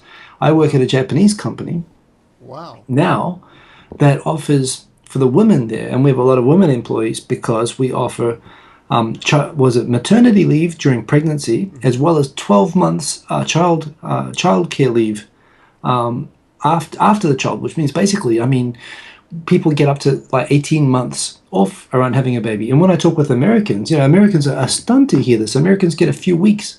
They have to find childcare for the kid within a month, half the time. Bad. Yeah. Ask Michael Moore. He knows all about it. But this is the thing. I know in Norway, fathers and mothers get a year full paid paternity leave, maternity leave. But that is amazing, and that is the absolute exception. And there is a tendency among Westerners, including myself. I hear about Norway, and I think everywhere outside of Japan is like that. But when I actually start having conversations with people and say, my wife only got, 18 months maternity leave, and I got reneged on paternity leave, I get told, wait a minute, that's fantastic. Japan, Japan doesn't get credit. The idea that Japanese corporate culture does not support. Well, it's starting to. It's not across the board, of course, but those it's improving. Exist. Yeah, it's improving. It's improving, and it is already. I think you can already say in many ways it's ahead of America. Americans work crazy overtime, and multiple jobs, and it's pretty common that both spouses work, and they have to work because of all the student debt obligations and everything else. And and even Europe is So I this is a cliched stereotype that I believe is also actually incorrect, and it's lazy. Again, this is another thing I keep coming back to through this whole thing. And certainly, I've been here 16 years. I've worked in 4 jobs here, both in American and Japanese companies. and my experience is completely contrary to this. And I know that maybe I've had a unique experience myself to some extent. Right. Of course, everyone's experience, of course, is not scientifically valid, but it does shed some light into what's actually happening. Yeah, but this is And what is borderline. This is intellectually lazy. This is just lazily saying, Japan, they don't care about people, but Western, and American companies do. That's not true. Plus, the other difference is, of course, that Japanese, as she says, do grow up in a condition to accept this kind of harshness, and Westerners aren't. Westerners can go home.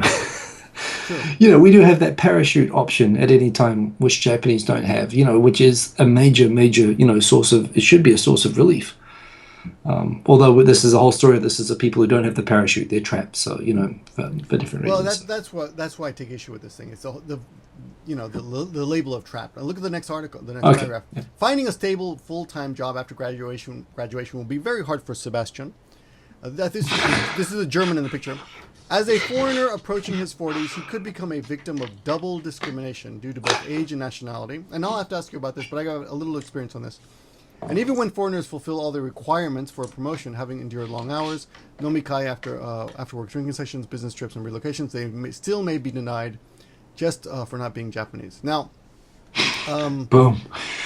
Actually today was the last class of a private student, a guy that's been studying with me for 7 years, and he's been taking private lessons, and he is a businessman, and he's 55 years old. Okay?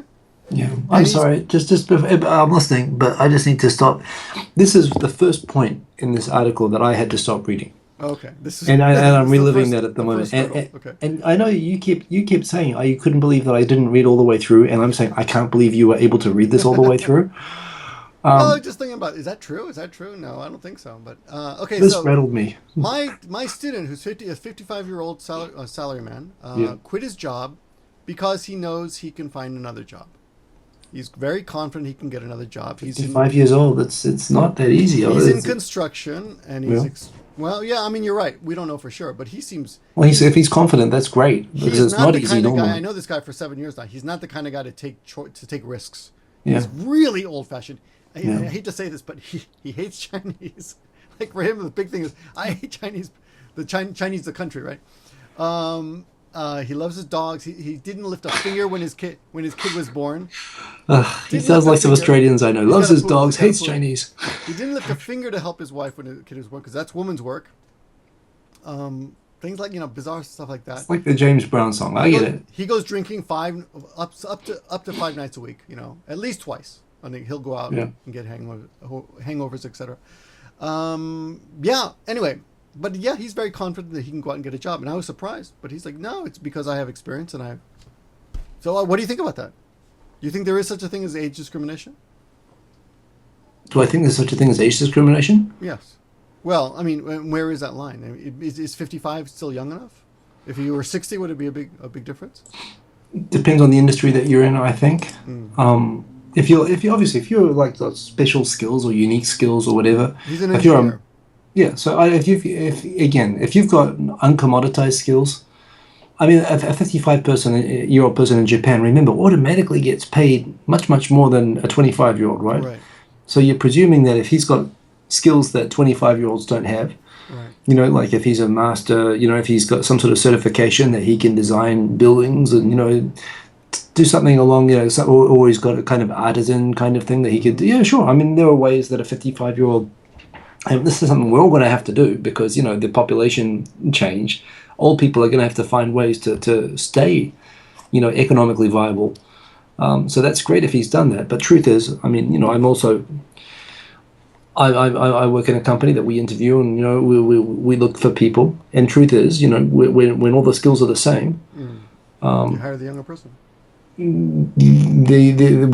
I have a bias which I try to fight. I actually the last hire I did was a guy over 40. Oh, really? But truth is, naturally we favor younger people who we can hire at a very junior level. Who if they're junior and they you can get them at a cheaper wage. Mm-hmm. Especially in Japan, you have to pay a 50-year-old like a 55. Common sense. You train them to work at your company. You hope they stay a longer time, of course. Yeah. Right. I mean, it's just common sense. So. Yeah. Okay, so it does exist. Of course, probably exists all over the world. But I don't know if it's that bigger deal. I hear quite a, and it's becoming more common in the last few years. But let's come back. This isn't relevant to this paragraph Okay. that you just read, and this last paragraph was a doozy, and we want to get through this thing. So let's talk about this paragraph. The first, we've already talked about this the other day, but so what? He dated a girl for 1 year and she broke up with him. Like, this is a big crybaby story here. I don't even know how this gets in. Well, wait a minute. We didn't talk about the breaking up either. Well, yeah, we do. It's in the first. Well, we did the other day, but the paragraph that you just read, the Yeah, it's not paragraph. in there, it's not in there. So let's say this again. Oh, so you're talking about because he's in his 40s. Age and nationality. I'm sorry. I'm tired. I didn't pick up that there was the age element. I was just thinking of the racial discrimination. Well, she says again, and she uses this vague. Remember. Let me remind you of this sentence. But foreigners might have it even worse. And in this sentence, he could become a victim of double discrimination. Who knows? So the first sentence of that, and this is where I got lost because I was kind of waiting to discuss the first sentence. The first sentence: finding a stable full-time job after graduation will be very hard for Sebastian. As a foreigner approaching his 40s, he'll be the victim of double discrimination. So again, I'm not sure she's ever had a real job herself. This sounds like a student writing this.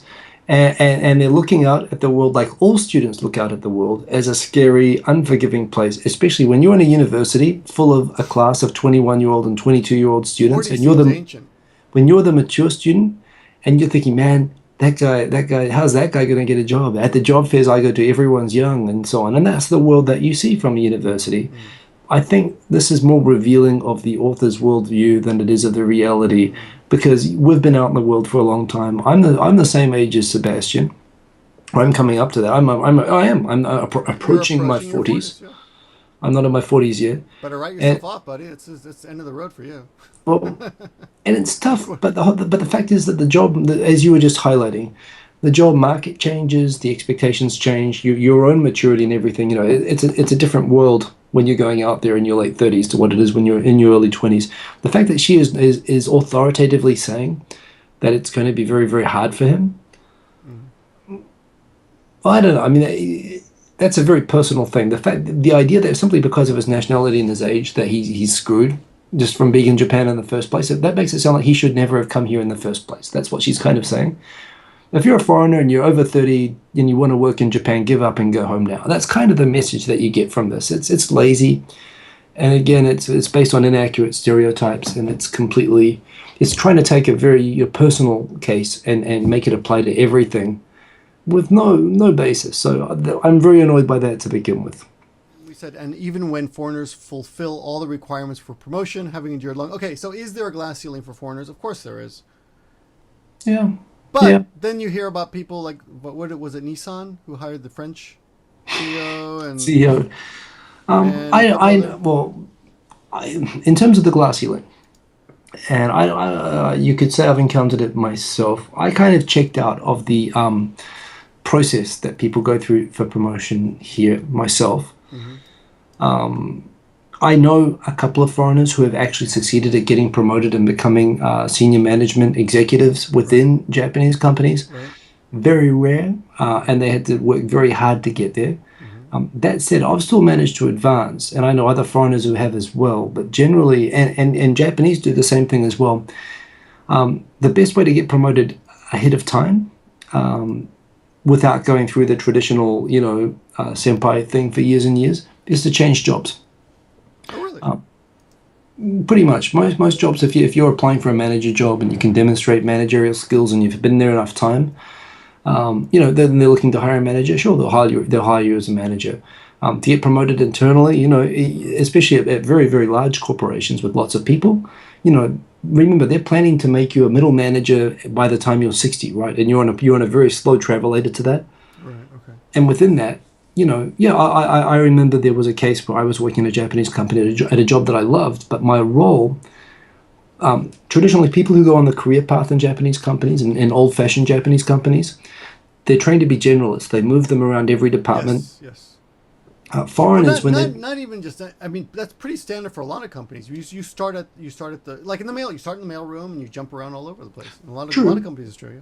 True, but there is something with Japanese culture that I acknowledge is something I think good and a feature of Japanese culture. It's not definitive, but in manufacturers, When I was working with senior sales guys, like for example, car manufacturer, for example, Michael Moore used to go around and on his TV Nation, he went to Ford once and he asked the president of Ford to change the oil in his car.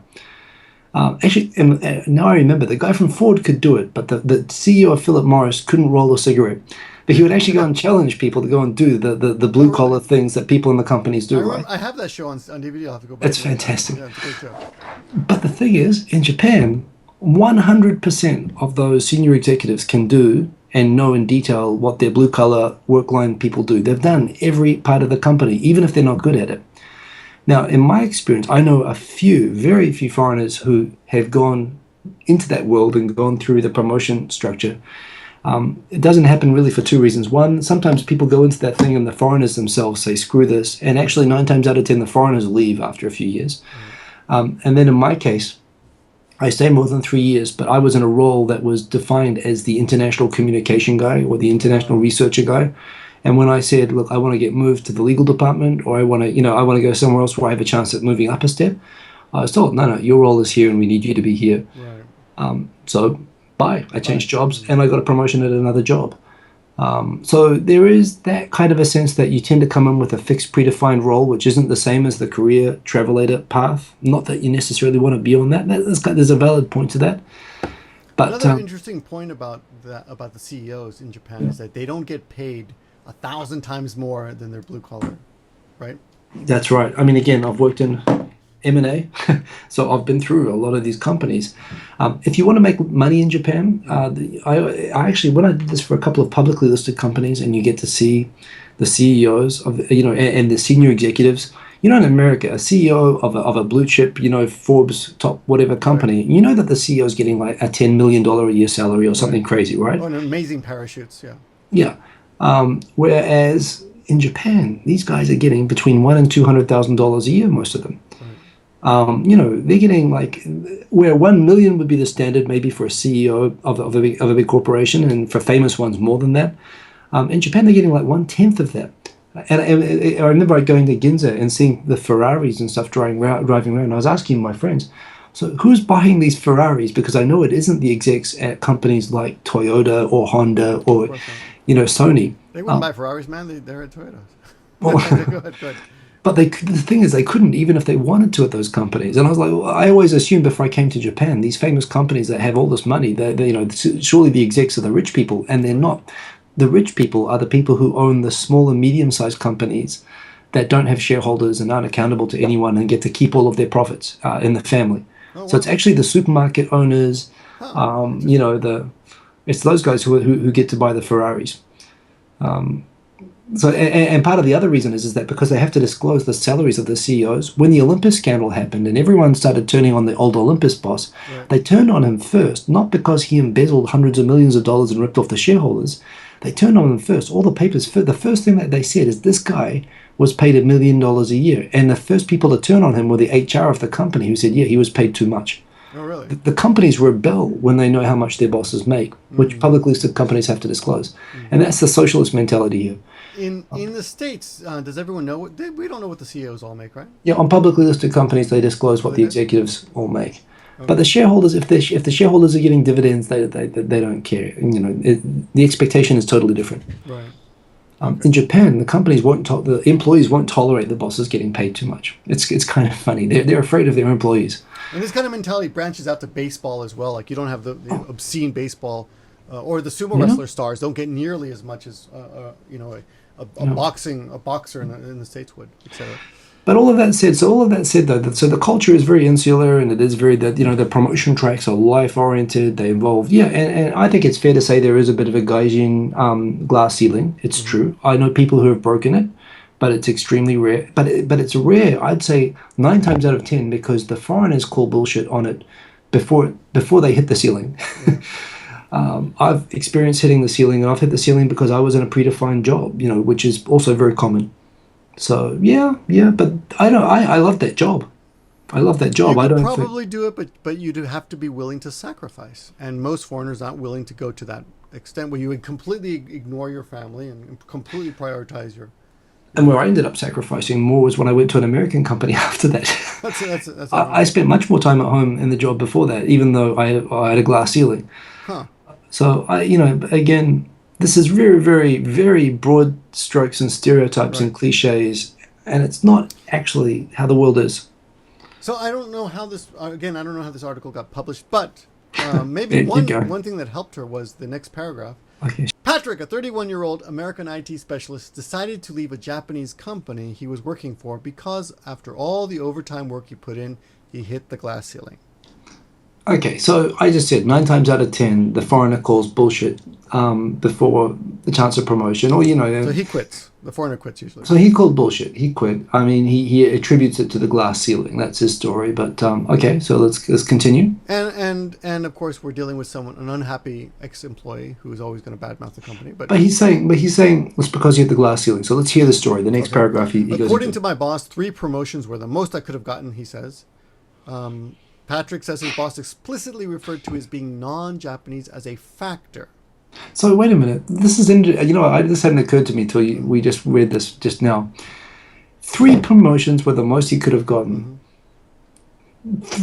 So he quit before receiving any one of the 3 promotions. I thought it said before that he had hit the glass ceiling. He didn't hit the glass ceiling. He is told as a 31-year-old that you can get promoted 3 times. Yeah, I could have. The most I could have gotten was 3 promotions. He didn't get any. Well, he might have gotten so one. He quit because he was told that you will never be the CEO or something. He was nowhere near hitting the glass ceiling. Okay, let's just be clear on that. He was told that he had 3 levels of promotion that he would be entitled to. That's what he was told. So yes. Okay, that was misstated. I didn't pick up on that before. I didn't either, actually. But they did mention that. To come and work even when I had a 40-degree fever, because he's a foreigner. Of course, I left. Because he's a foreigner. Well, so foreigners come in? The full sentence. The full sentence. So because that's important. The final part. I left, right? They wanted me to come in when I had a 40-degree fever. Of course I left. That's where I read it. That's the sentence. The thing about this is that, yes, in Japan, you don't get to take sudden, unexpected leave when things are busy. People are expected to show their commitment to the team by showing how they'll come in when they're sick. And again, in my experience, the only person who gets slack cut to them for having a 40-degree fever and not coming in is the foreign guy who just doesn't have a freaking clue that they feel like they can't explain it to. And it's exactly the fact that he says, "Of course I left because they expected me to come in." That's not a glass factor. That's not a glass ceiling. That's him being personally incompatible with the expectations of the company. They're just treating him just like any employee there. In fact, it's almost. And I've done a video about this a long time ago. The whole thing about working to be accepted and to become normal as Japanese, and I kind of came to the conclusion after doing this for many years, the reward is not worth it, because the reward is that becomes the expectation. You lose your free pass. So, of course he left. Great, of course you left, but that's nothing like. If anything, that's treating you like one of the gang. And the next paragraph kind of supports that, because then he says, Patrick adds that some of his foreign friends managed to get higher in their company's pecking order, just like some of your friends have, but they had no life, just like some of your friends have. The tragedy. So he's not pointing out anything special. Anyone they who gets rose the up in the Japanese corporate ladder, if you get to the top, of course you're going to have no life, right? So this is so this is the tragedy that we're being told, that even the people who fight through and manage to get a couple of measly 2 or 3 promotions, which sounds pretty good actually when you think of it like that. Even though they get those promotions, after becoming more senior and gathering more responsibility, as a result, they have no life, because, of course, as you get promoted through companies, your life is supposed to be like the Eddie Murphy, music video for party all the time. It's just supposed to be, increasing coke and hookers, and that's how it is, of course, in Europe and America. No. Now you liken these promotions to a pie eating contest. I remember I had a professor at university who told me that advancement in a law firm, recognition and promotion within a law firm towards becoming a partner, is like winning a pie eating contest, where the prize is that you have to eat more pie. Right. And we just talked about this before briefly. There was a recording issue, but it's funny. There is this con, and this con is not just in Japan. And in fact, in Japan, the financial reward isn't so big to begin with. Right. But definitely in Europe and America, there is this huge con that somehow, when we're young and we're on part-time jobs and we have more free time for dating and going out to the beach and all this, and we always think, well, if I had more money, I could buy a better car, I could get a better surfboard, I could take better vacations. I can make myself happier with all that extra money that I could earn if I'd go and do that job. And what everyone gets conned is that money is soul. What do you call it? That's the contract with the devil. That is the money that is the money that you get as compensation for losing your life. You have the money to go and pay for the trip to Tahiti, but you don't have the time or the opportunity. You can buy the nice car, but I've got nowhere to drive it on the weekends. So, and we look back and we're just talking about this. The same thing happened to me. I became the head teacher of a company of a school, an English school, fairly large, that never had a foreign head teacher before. But my compensation was only 10,000 yen more a month than the other teachers. But I had to come in earlier. I had to leave later.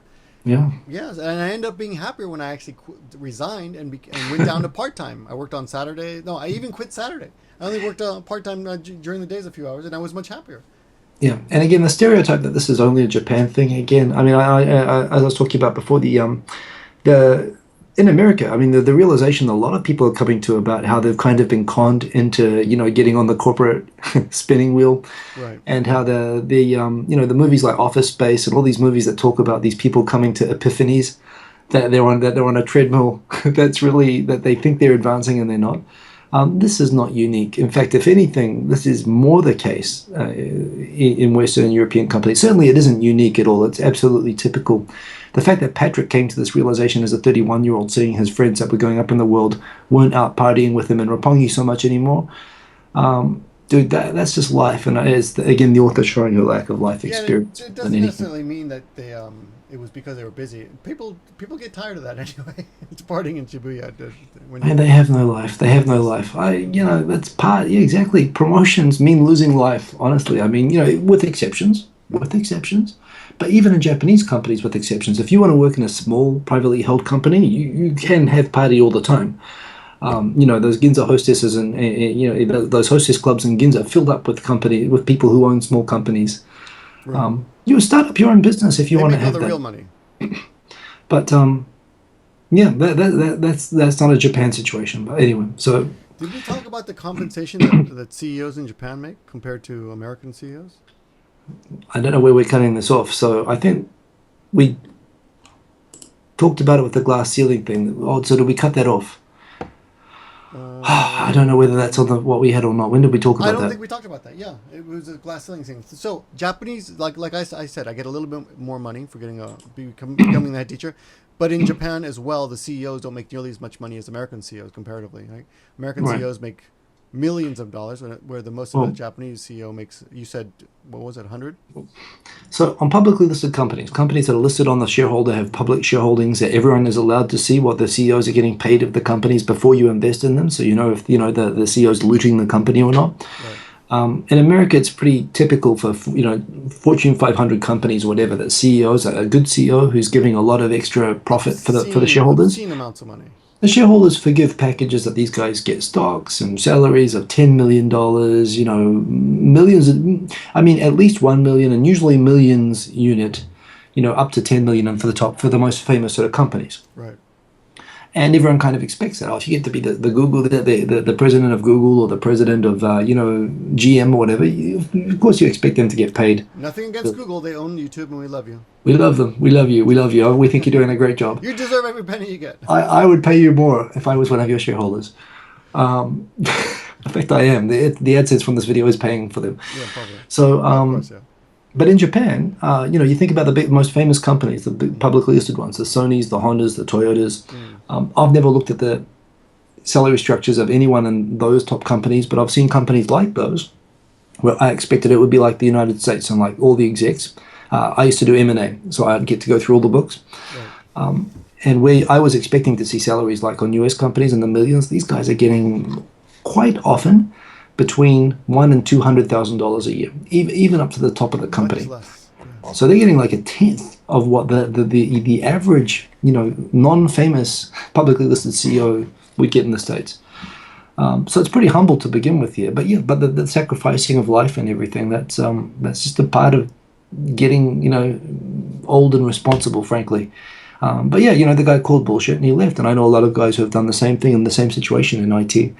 I don't think it's necessarily an indictment of being trapped, of Japan trapping anyone. That's just life trapping people, frankly. And no, you're right. You create your own. That's what I've said. Actually, by creating my own school, I kind of created my own jail cell. Yeah. Where, I have to go to work. Or I'm not going to make any money. Yeah. But anyway, okay, let's go on to this a little bit. According to my here's a new what's it called? A new an interview? What's a model? No, I'll have to cut this. What do you call it? She offers up an example person. What's that called? A new case study. Case study. Okay. Yeah, which is really hard to tell when you start reading the next paragraph. But yes, you do notice partway through. That's right. Okay, so the next case study is about Jack, a U.S. Navy veteran retired after 20 years of service. He receives retirement benefits from the U.S. government. Okay, but now she claims that he's being, because he does not have a stable job, he's being harassed by his family. His Japanese in-laws see him as a leech. His wife is working while he is back at school.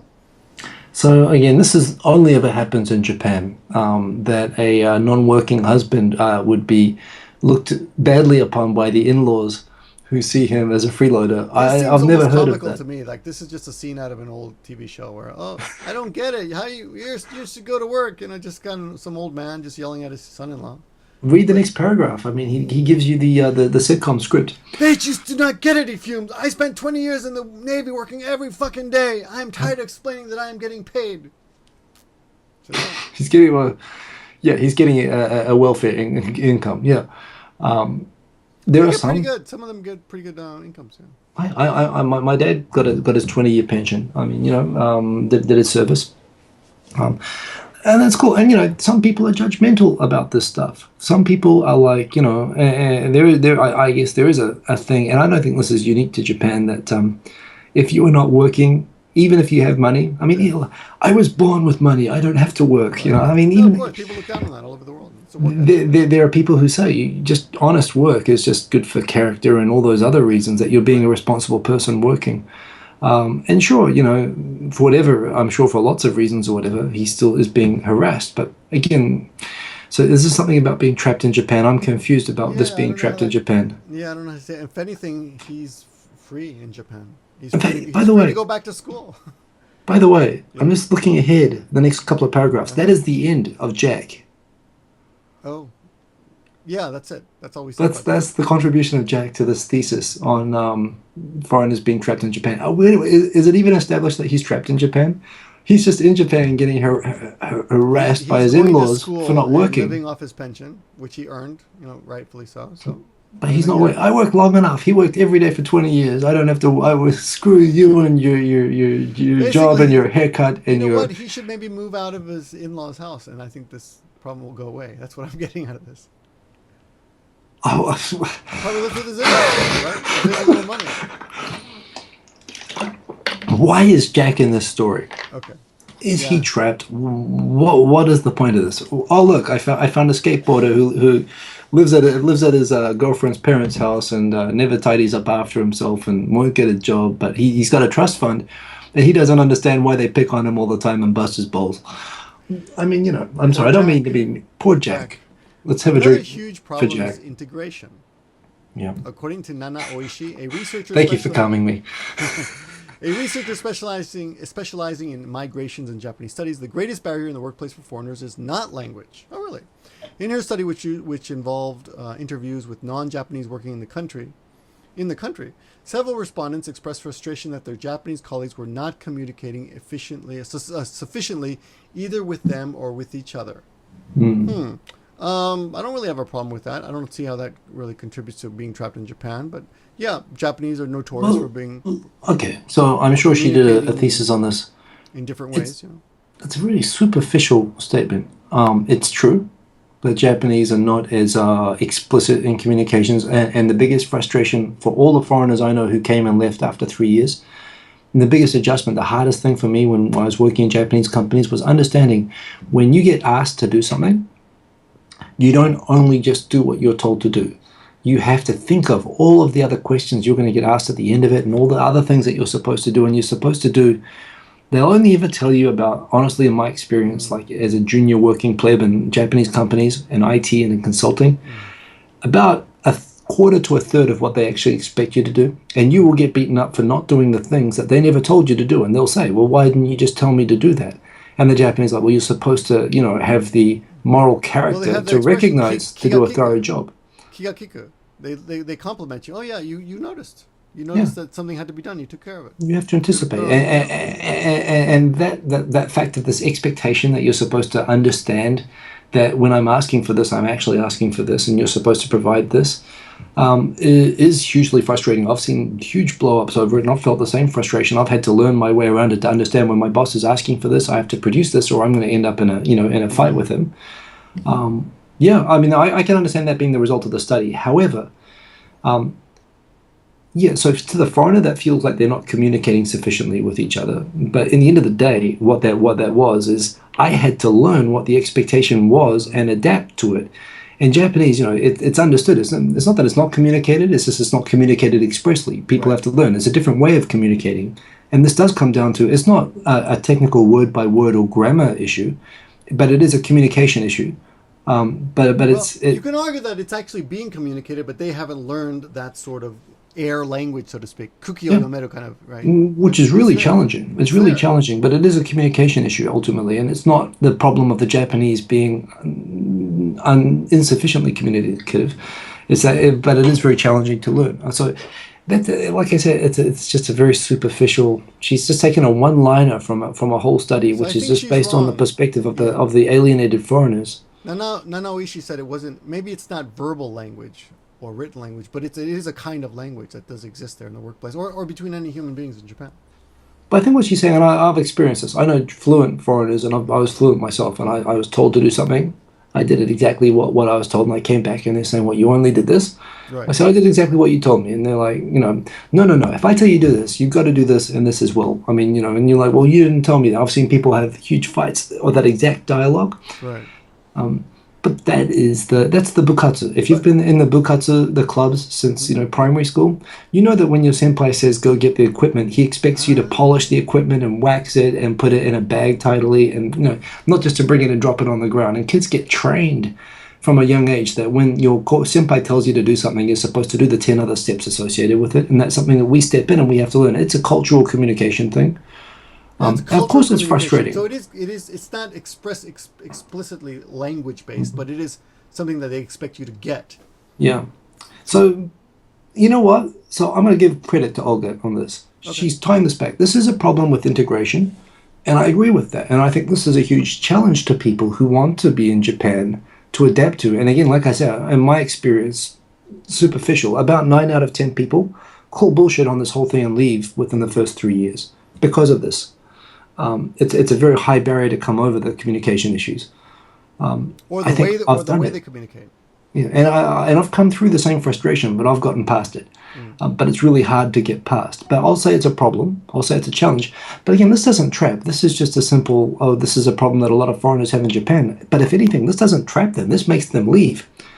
Right. So it doesn't actually support a thesis, if you ask me. This it shows what a challenge it is, and it is a challenge. So let's keep going forward, see what else they say. Another friend. An acquaintance of mine, John, fluent in Japanese, was exasperated when, after 3 weeks on the new job and with no training or help from coworkers, he was asked to complete a project.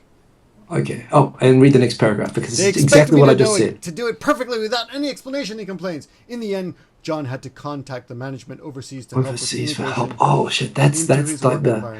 So So in the end of the day, he did what he was told, and they expected him to do everything, and they never told him that. This is exactly what I just talked about. Mm-hmm.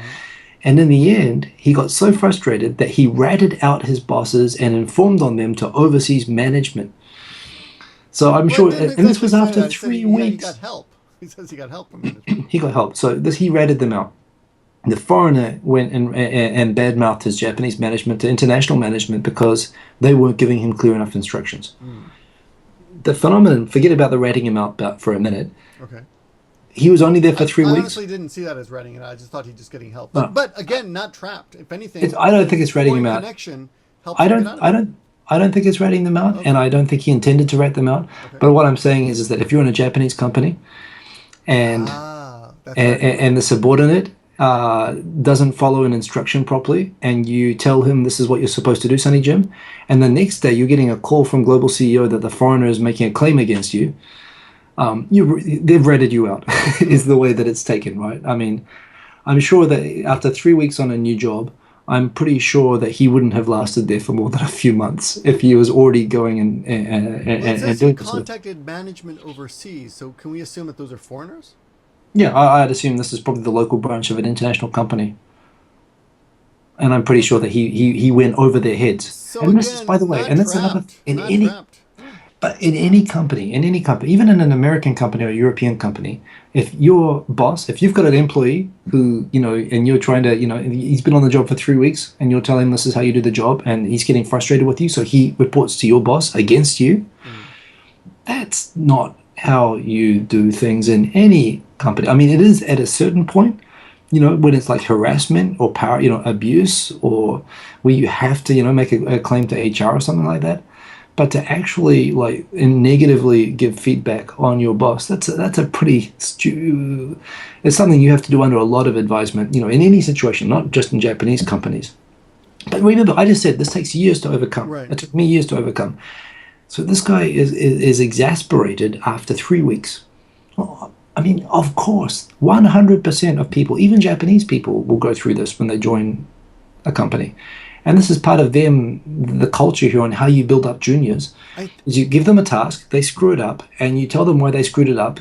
And it's all the reasons you didn't tell them that in the next time they have to figure out themselves. And of course the foreigners are going, well, this is all bullshit. You guys are just not telling me what you're supposed to. Just tell me and I'll just do it and I'll go home and watch TV. Actually, that's not how it is. On this one, I think you might be thinking more Japanese style, because I am thinking Japanese style. Because when you talk, well, just so people out there know this, a lot of people do know this, but whenever you do have a problem with another person, the best way to tell them is to tell someone close to them, with the understanding that they will tell that person the problem. Sure, I agree with that. Yeah, and that's the way they communicate. And a lot of people think that that's so it's indirect, and that's kind of it's you're being a pussy. What if they but that's the way they communicate, and it's actually less confrontational, and the message still gets delivered. And I'm actually okay with that now. But it did bother me in the beginning when communication was. Yeah, I'm thinking I do that. I mean, I can relate to that. But I think going over the head, well, one, on the very first thing, this is a very normal situation. Oh, you're right. It's a first situation. Yeah. This is a very normal situation.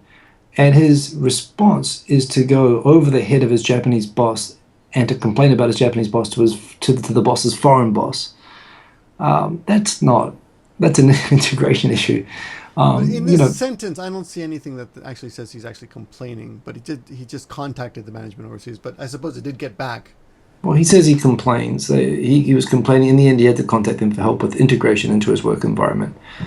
Maybe sorry. And when I said he ratted them out, what I mean is that's how that would be taken. That's how that would be interpreted. If he wants to fit in that work environment, and this kind of sucks, but the point is that I'm using extreme language to illustrate that he probably didn't help his situation. He didn't help his situation for fitting in that office.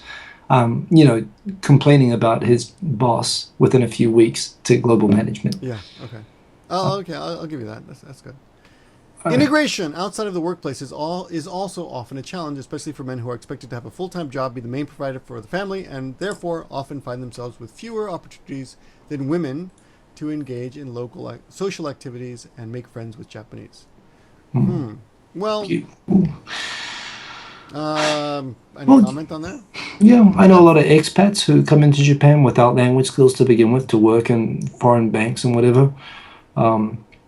And yeah, they don't have the time to learn Japanese and to develop Japanese friendships. They do have plenty of time late at night to go to Roppongi and pick up girls, but they generally speaking, sure. I mean, I think it can be tough for people who are dropped into Japan to develop social links. And Japan is a tough society to form new social bonds. I mean, for Japanese people, it's pretty tough, right? Outside of your circles from high school. It's so bad that I think I've talked about this in videos before. That for example, I've got a friend who transferred here from Fukui. He's in Nagoya now.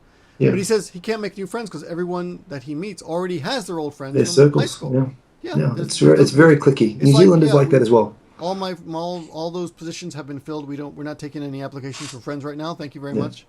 But that's what it's like. It's pretty much determined by your high school friends, your university friends. Sometimes if you join a big company and you have a lot of co-hires, those co-hires become a social group, and that's what I had at one point. But it's also easier if you are a foreigner, because there are some Japanese who just want to be friends with foreigners.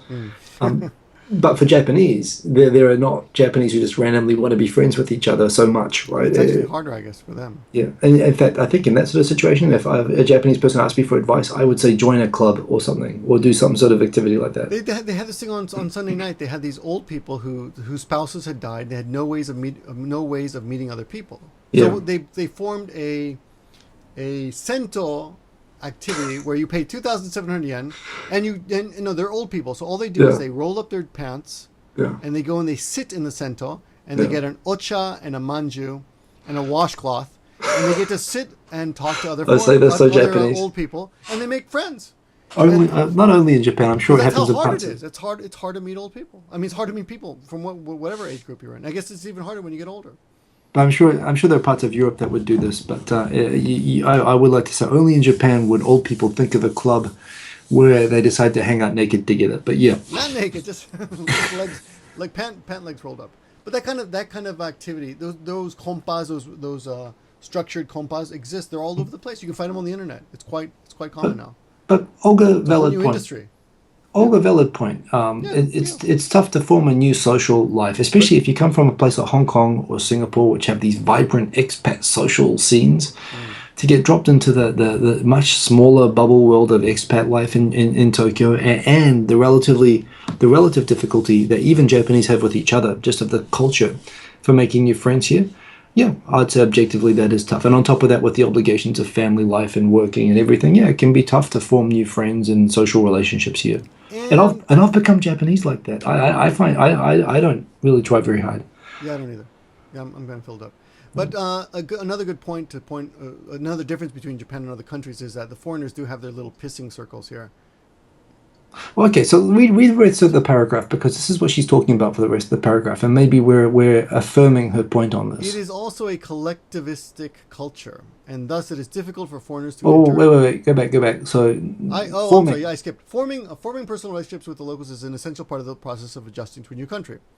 But Japan is recognized as being a society with low relational mobility, which we just talked about, i.e. people have fewer opportunities to form relationships and terminate old ones. So we just said that, I think. Yeah. I think we just affirmed that. In fact, I just said specifically, you go to Hong Kong or Singapore and you can make 100 friends and be at dinner parties every Friday, and that is the life that foreigners have there. Right. And that's much more reduced in Japan, and it's non-existent with Japanese people. So that's true. And foreigners in general are kind of colder in Japan towards each other.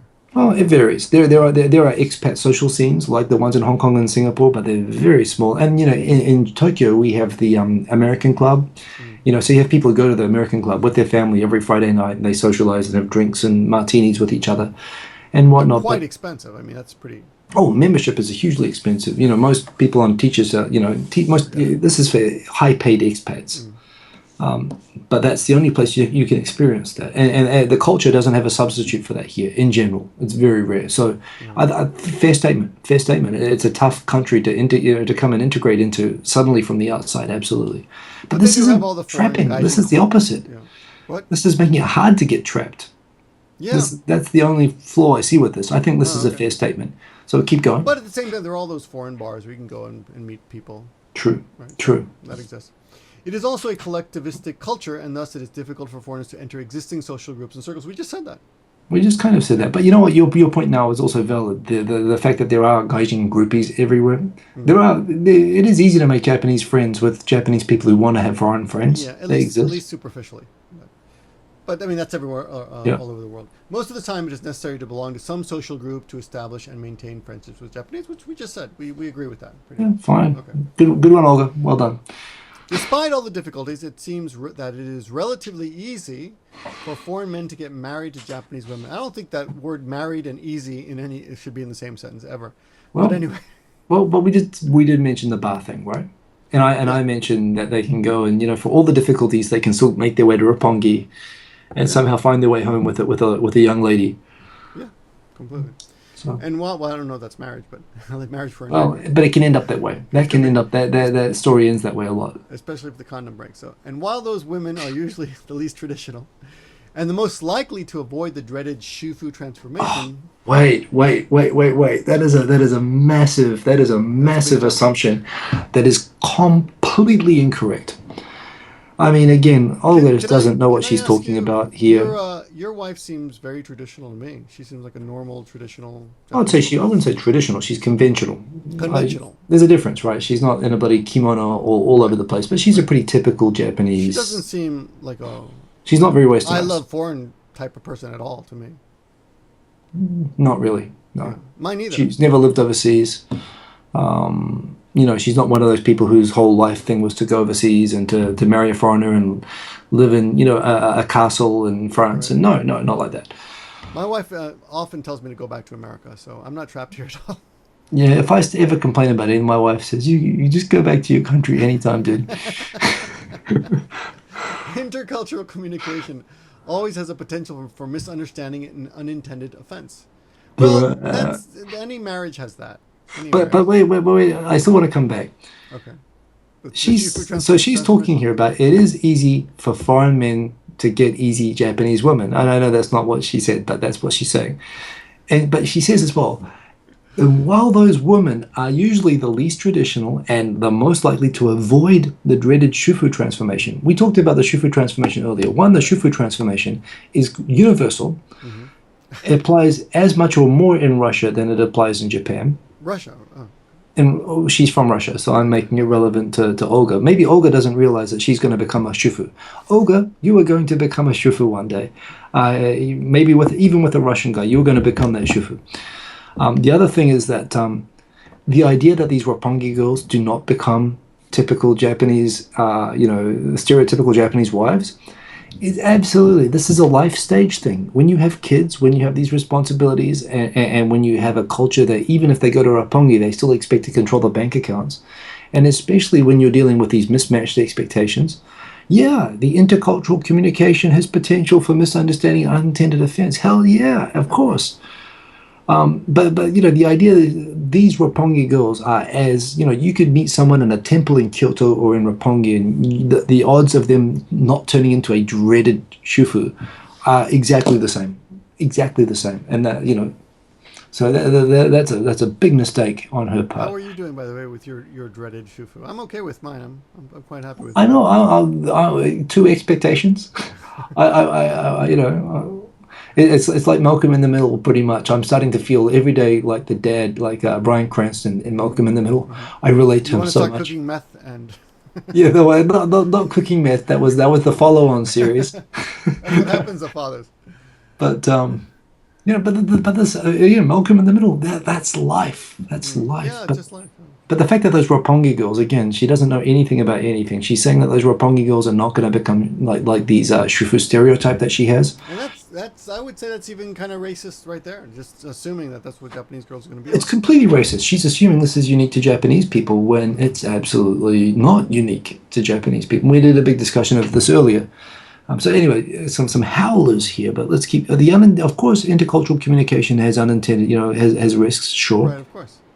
Okay. And the next statement: a couple's expectations of marriage and family might also not match. Well, we just Happens said all that, over the world. but we just said that. Yes. And since family is one of the bedrocks of emotional support, this situation may result in lowered psychological comfort and overall well-being. And again, we talked about this a little bit earlier. May, could, might. Some people say. This is not backed up with anything.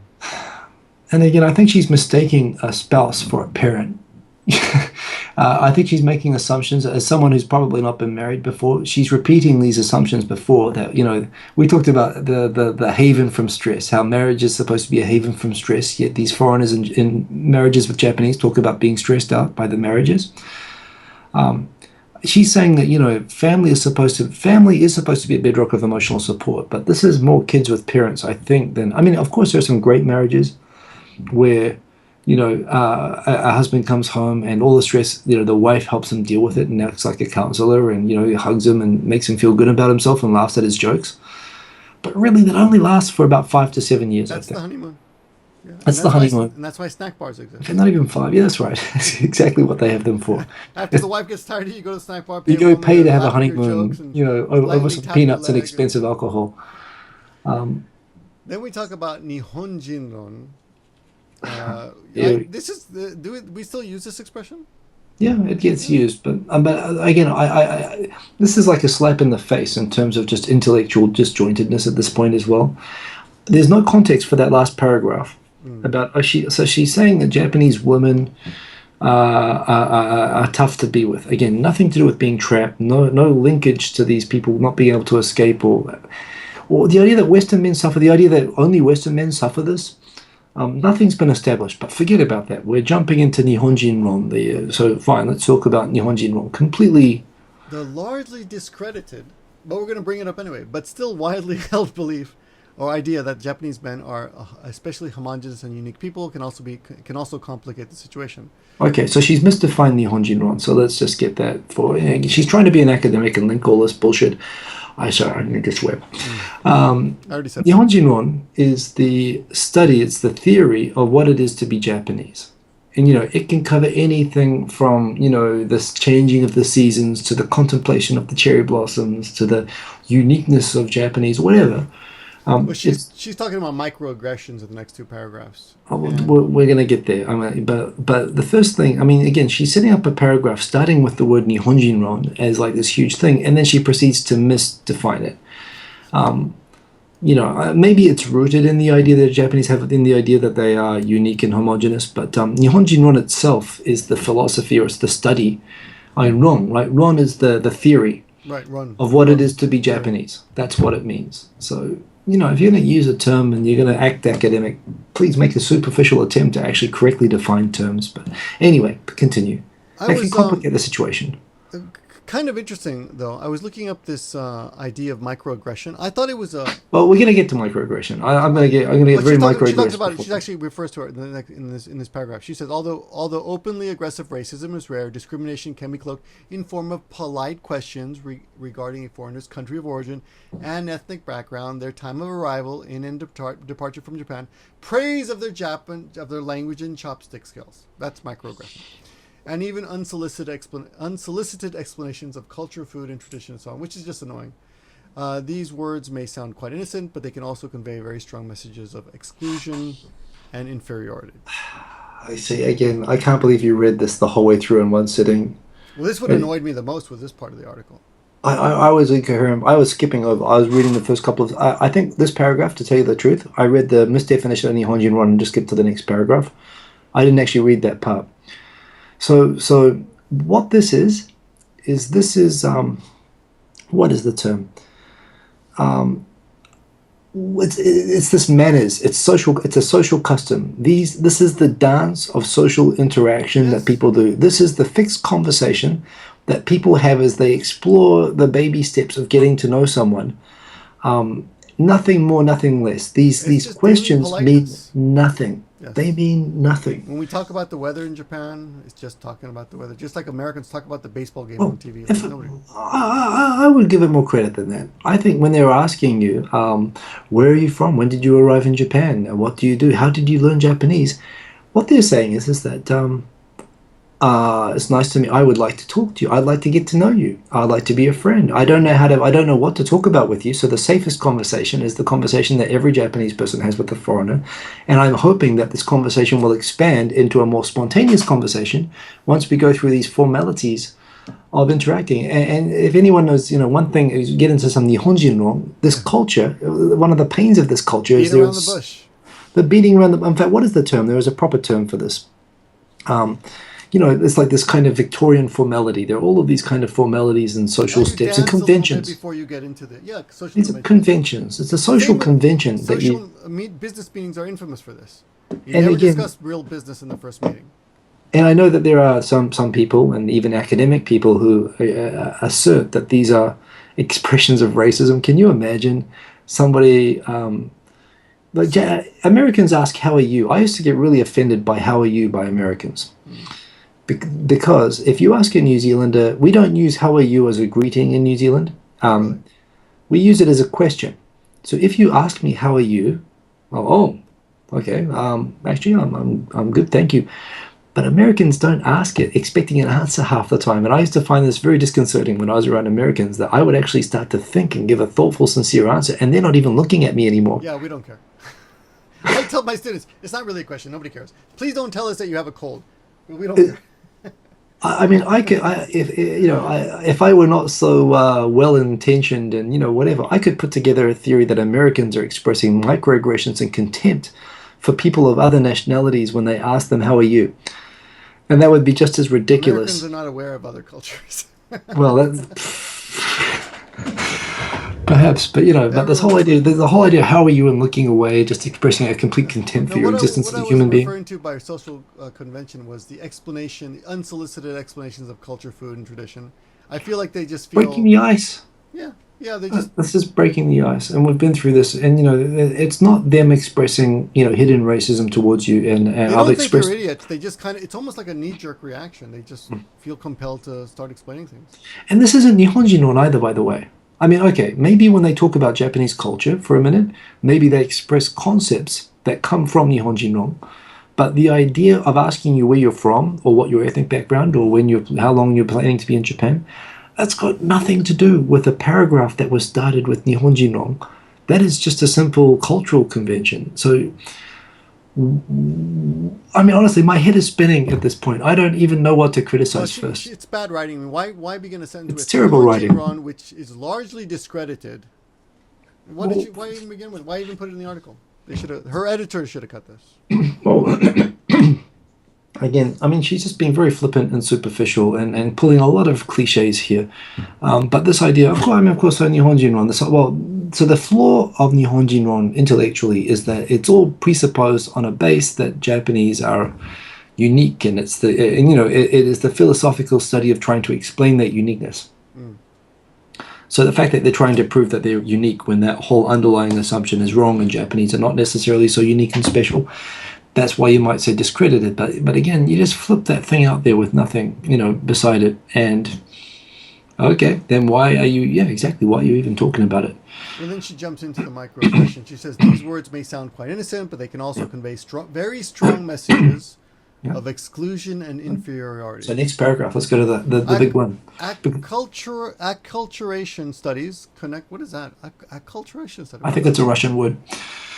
Acculturation studies connect experiences and perceived discrimination and subtle forms of racism, such as racial microaggressions, to mental and physical problems. People may experience anxiety, stress, anger, frustration, helplessness, psychosomatic symptoms, and academic and work problems. All this people might suffer academic problems from microaggression. I think we're witnessing an episode. I think this paragraph is a microaggression. This whole article. All of this leads to lower life satisfaction. Really, microaggressions lead to lower life satisfaction. Calming juice, stay close to me. I'm going to turn on the air conditioning here. God damn it! That's on heating mode. This might be the first time I've had to turn on the air conditioner. It's actually quite warm. Really? Yeah, it's getting warm, really warm now.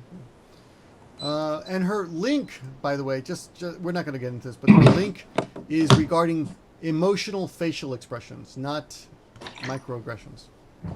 But you don't understand when people realize that the can you use chopsticks as being racist towards them, they're going to become very stressed if they believe that pile of crap. So I'm sorry, I'm going to not use any. I said this in the beginning. I'm going to be respectful and scientific. Good news. I see the light at the end of the tunnel. We've only got 5 small Light left. at the end of the channel. This whole channel is going to shut down after this. Men are trapped in men do not cry mentality. I think that's a Russian thing. Well, wait a minute. You just skipped a paragraph. No, that's all the microaggression. Oh, no, you're right. I did. You did. So wait a minute. Let's just wrap up the microaggression. Okay. I'm going to try to wrap this up scientifically so we can get to, of course. Okay, we agree microaggression is a bunch of bullshit. But for those of you who don't know, But we agree it's bullshit. But let's take this seriously and calmly and look at what she's saying. Okay. So what she's saying is that there is a problem here that when we're talking about the suffering of us poor white men, of us poor Western men, the victims that we are, we suffer here because when people are being nice to us and asking us, why we're here, or what job we do, or if we can use chopsticks, this causes us, because we're feeling the microaggressions, this causes us to start to feel angry or anxious or frustrated, or we could even start to receive, get psychosomatic symptoms of illness, and it can affect our academic ability and cause problems at work. And this is a tragedy. I don't know how many times, probably 50 chopstick compliments could probably cause a demotion. It could cause a demotion. It could actually cause an extra year at university. All I want to say is I'm just so happy that guns are not legal here. Oh, 'Cause and it leads to lower life satisfaction. I mean, that's the killer. So how many, I swear, how many chopsticks do I need to get asked before my life satisfaction index hits rock bottom? I think, and somehow this traps you in Japan. I don't know. well, in any case, it shows that white men suffer somehow more than other people, or maybe it's just that it's forgotten. And we do suffer because people are so nice to us all the time, when that is really hidden racism. So, okay, next paragraph. By the way, to be completely honest, I've tried, and I've never read beyond this point before. I've given up after 4 attempts at that. Of course, foreign women are also subject to long hours, discrimination, microaggressions, and problems related to these phenomena. Especially the microaggressions. Oh, yes. Oh. Kill Compliments. Oh, just kill me with love. Kill me with kindness. However, studies have shown that women are generally better at recognizing, expressing emotions, and hence they ask for help more often. Well, I think this is a tough Russian guy thing. They also usually have better access to emotional support, which is predominantly provided by female social groups. There is a lot said and written about women. There is a whole industry dedicated to dealing with the effects of sexism, misogyny, and other problems specific to women. A woman knows she's not alone. A man does not. Really? I've always thought that I'm not alone. It's like Moses came down from the mountain with this written on one of the stones. This is she's just wept for the entire species here. Of course, yeah. Studies have shown women are better at expressing emotions. That's why we need better, but it doesn't mean we lack complete social skills. We are capable of, up to some extent, of recognizing and expressing emotions. This is why we need to sometimes end up in the toilet with an iPhone, because they are so good at expressing emotions. I love Siri. I don't know. And again, this is so loaded. I know foreign women here who have highlighted the issues they have finding social support groups in Japan. Again, there's this blanket statement that women have inherently better access to emotional support provided by female social groups, which is a link to that I don't care about. But, men don't have access to male social groups? Would it be racist for me to assume that she's speaking about only Russian men? No, Russian men do have a reputation of being real men. We don't cry. And they're anti. Oh, I had a great quote. I remember. So where did I read this? There's something about. Etc.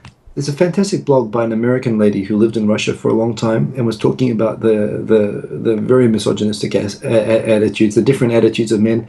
And she said it kind of when she went back to America, she found all the men were such kind of wusses. She appreciated Who were wusses? American men or?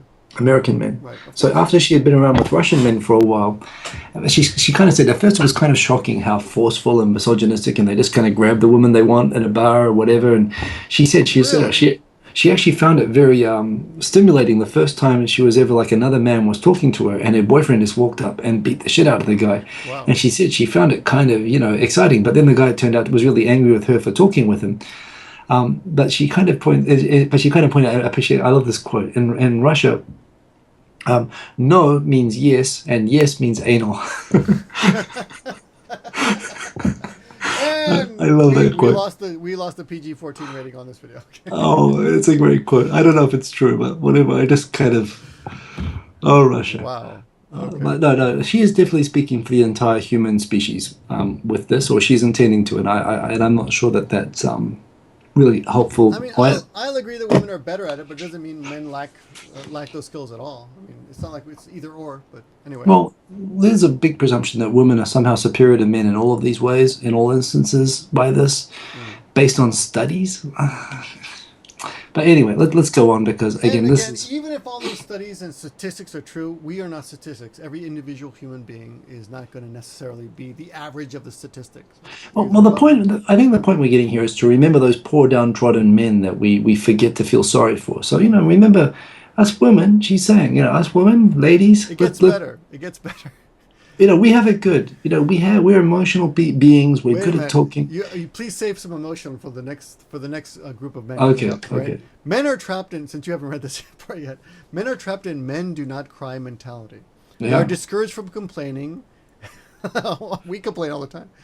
And prefer to keep their emotions and stress to themselves. Oh, but I would say I am within the boundaries of the stereotype. Okay. I agree with these as being the correct way for a man to be, which is stupid, but yeah. Okay, you're a little bit Clint Eastwood, a little bit rock and roll. Instead, they engage in self-destructive behaviors such as excessive drinking, smoking, and promiscuity. And I can vouch you on all those accounts except the smoking part. Smoking. No, I hate smoking. Smoking. Maybe that's the Russian part. I don't know. No, I mean this is very Russian. Self-destructive behaviors, but women do the same thing. Yeah, I was just gonna say, men just bottle it all up and fucking smoke and drink. I mean, and women don't. Like this is being put in opposition to the women's situation who can deal with their problems and as a result not drink too much or smoke or have lots of sex. Right. I've known quite a few women who break up with a boyfriend or something and they go out and get trashed. Another thought. You talk about the culture here. Okay. Well, let's say we're talking about Western men. This is about Western men. Right. I would say there is a general Western civilization expectation that when we say act like a man, it means tough up a little, get through it, whatever, have a cigarette, explosion behind and you don't give a shit kind of a thing. It is interesting in Japan that there is no men do not cry mentality in Japan. Man, Japanese men cry. They cry. That's one of the things that really shocked me because there's this image of Japanese men being like samurais or whatever. Yes. Toshiro Mifune. Cry like girls. Seriously. Actually, that was very... We were trying to have a discussion about feminism. I said they cry like girls, but this is what I said. No, I'm highlighting that I'm a victim of the exact syndrome that she describes here. Of men crying? How is that? No. I'm a victim of the mentality that men do not cry. I said they cry like girls. I just proved Olga completely correct. That I'm probably a victim of this. I'm probably emotionally repressed. I think I've been able to break through that. I'm able now to cry. I cried at Toy Story 3, so I'm okay with that. Toy Story 3? There's a pretty good movie. And probably Toy Story 2, too. When was the last movie I cried at? I'm trying to think. I'll drop a tear. Any animal gets hurt or three-dimensional toy, I'm there. I'm tearing up. I am of the school that even when you're watching a really good movie and you do start to choke up a bit, you suck that shit down.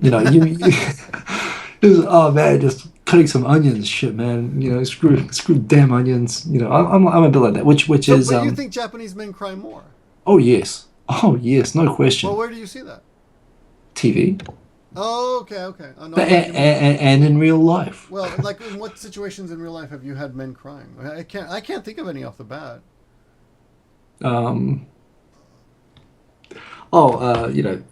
Girl troubles. Talking openly among guys about girl troubles and guys crying about that, which I was like, dude, really? Put your boots on, jeez. Sorry again. I'm being the self-repressed male. That's New Zealand. New Zealand is a little bit more repressed than Australians, I think.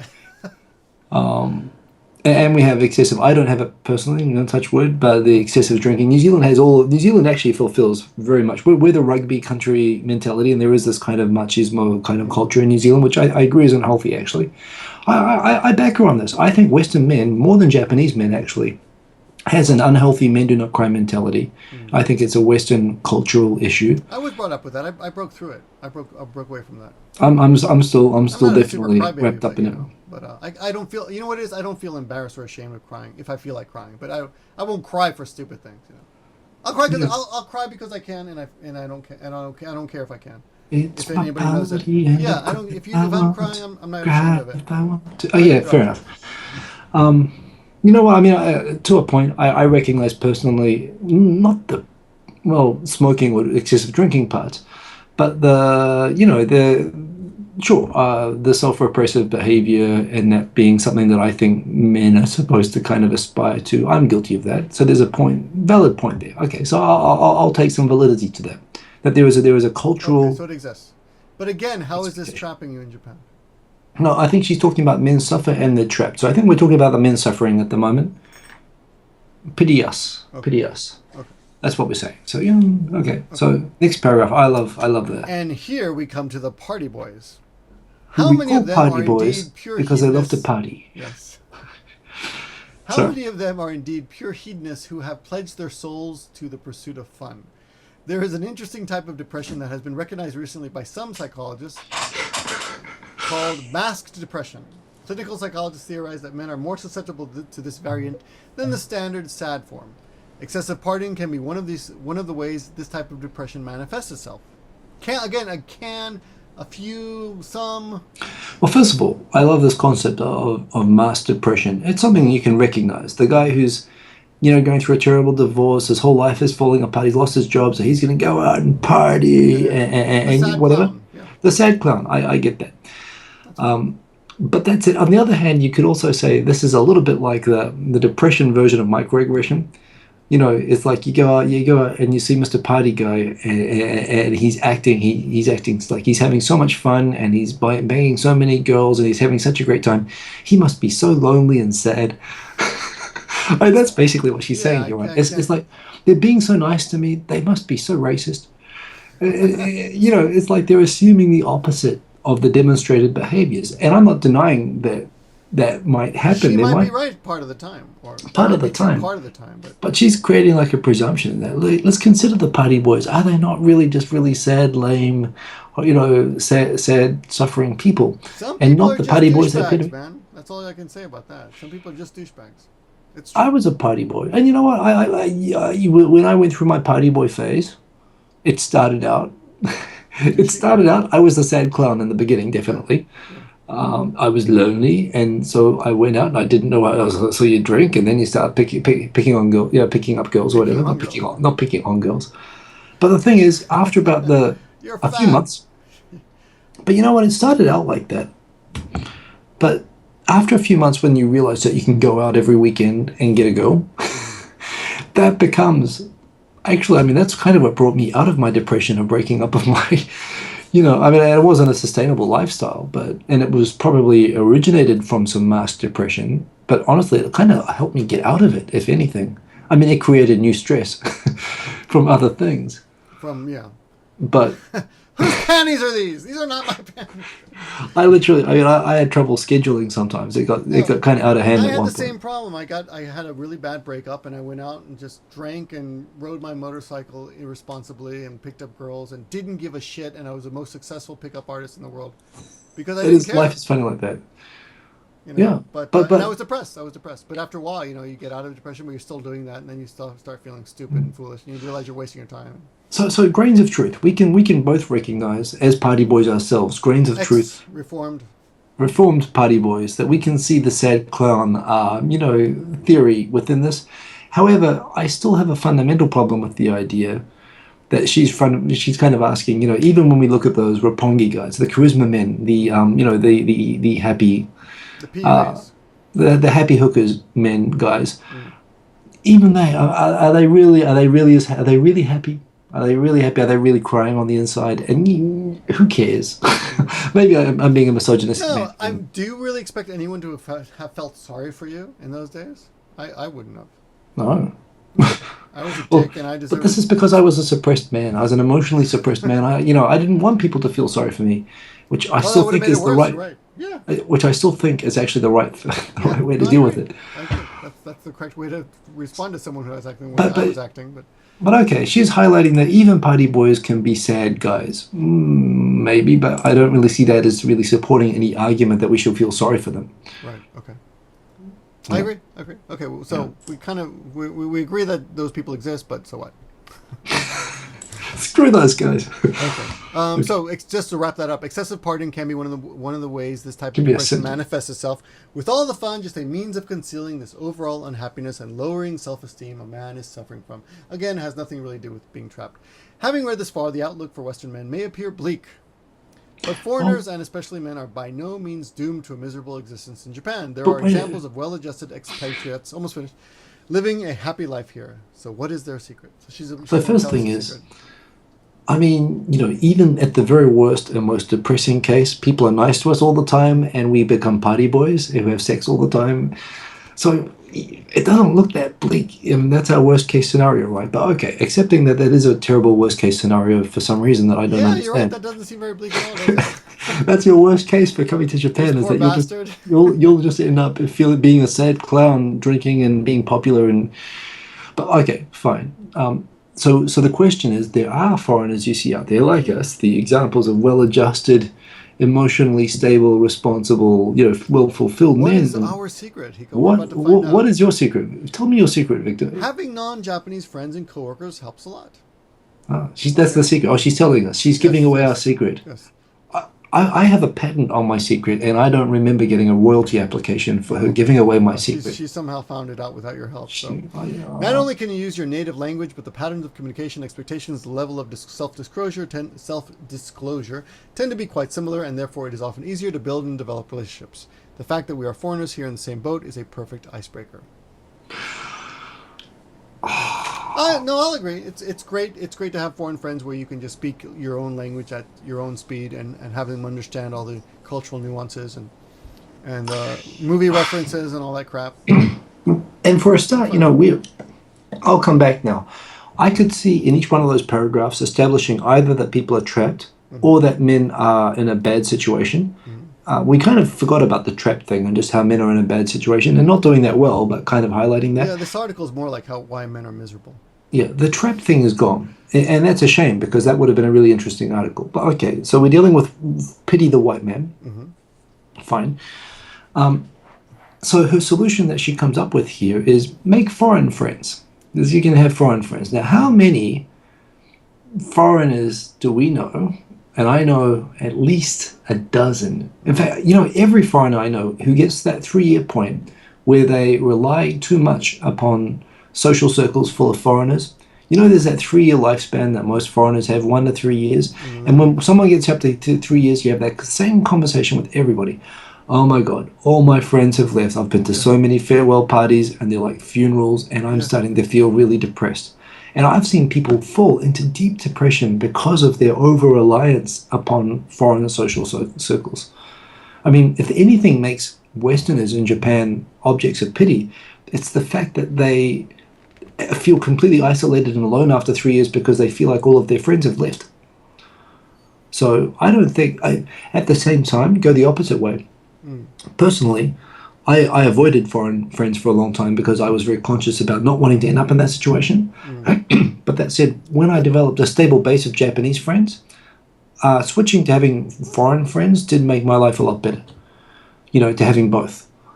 But those people who over-rely on foreign friends... I never saw that as a kind of like a depressing kind of existence, but I did go through phases of having foreign friends. In fact, my first 3 years, I don't think I had many foreign friends at all.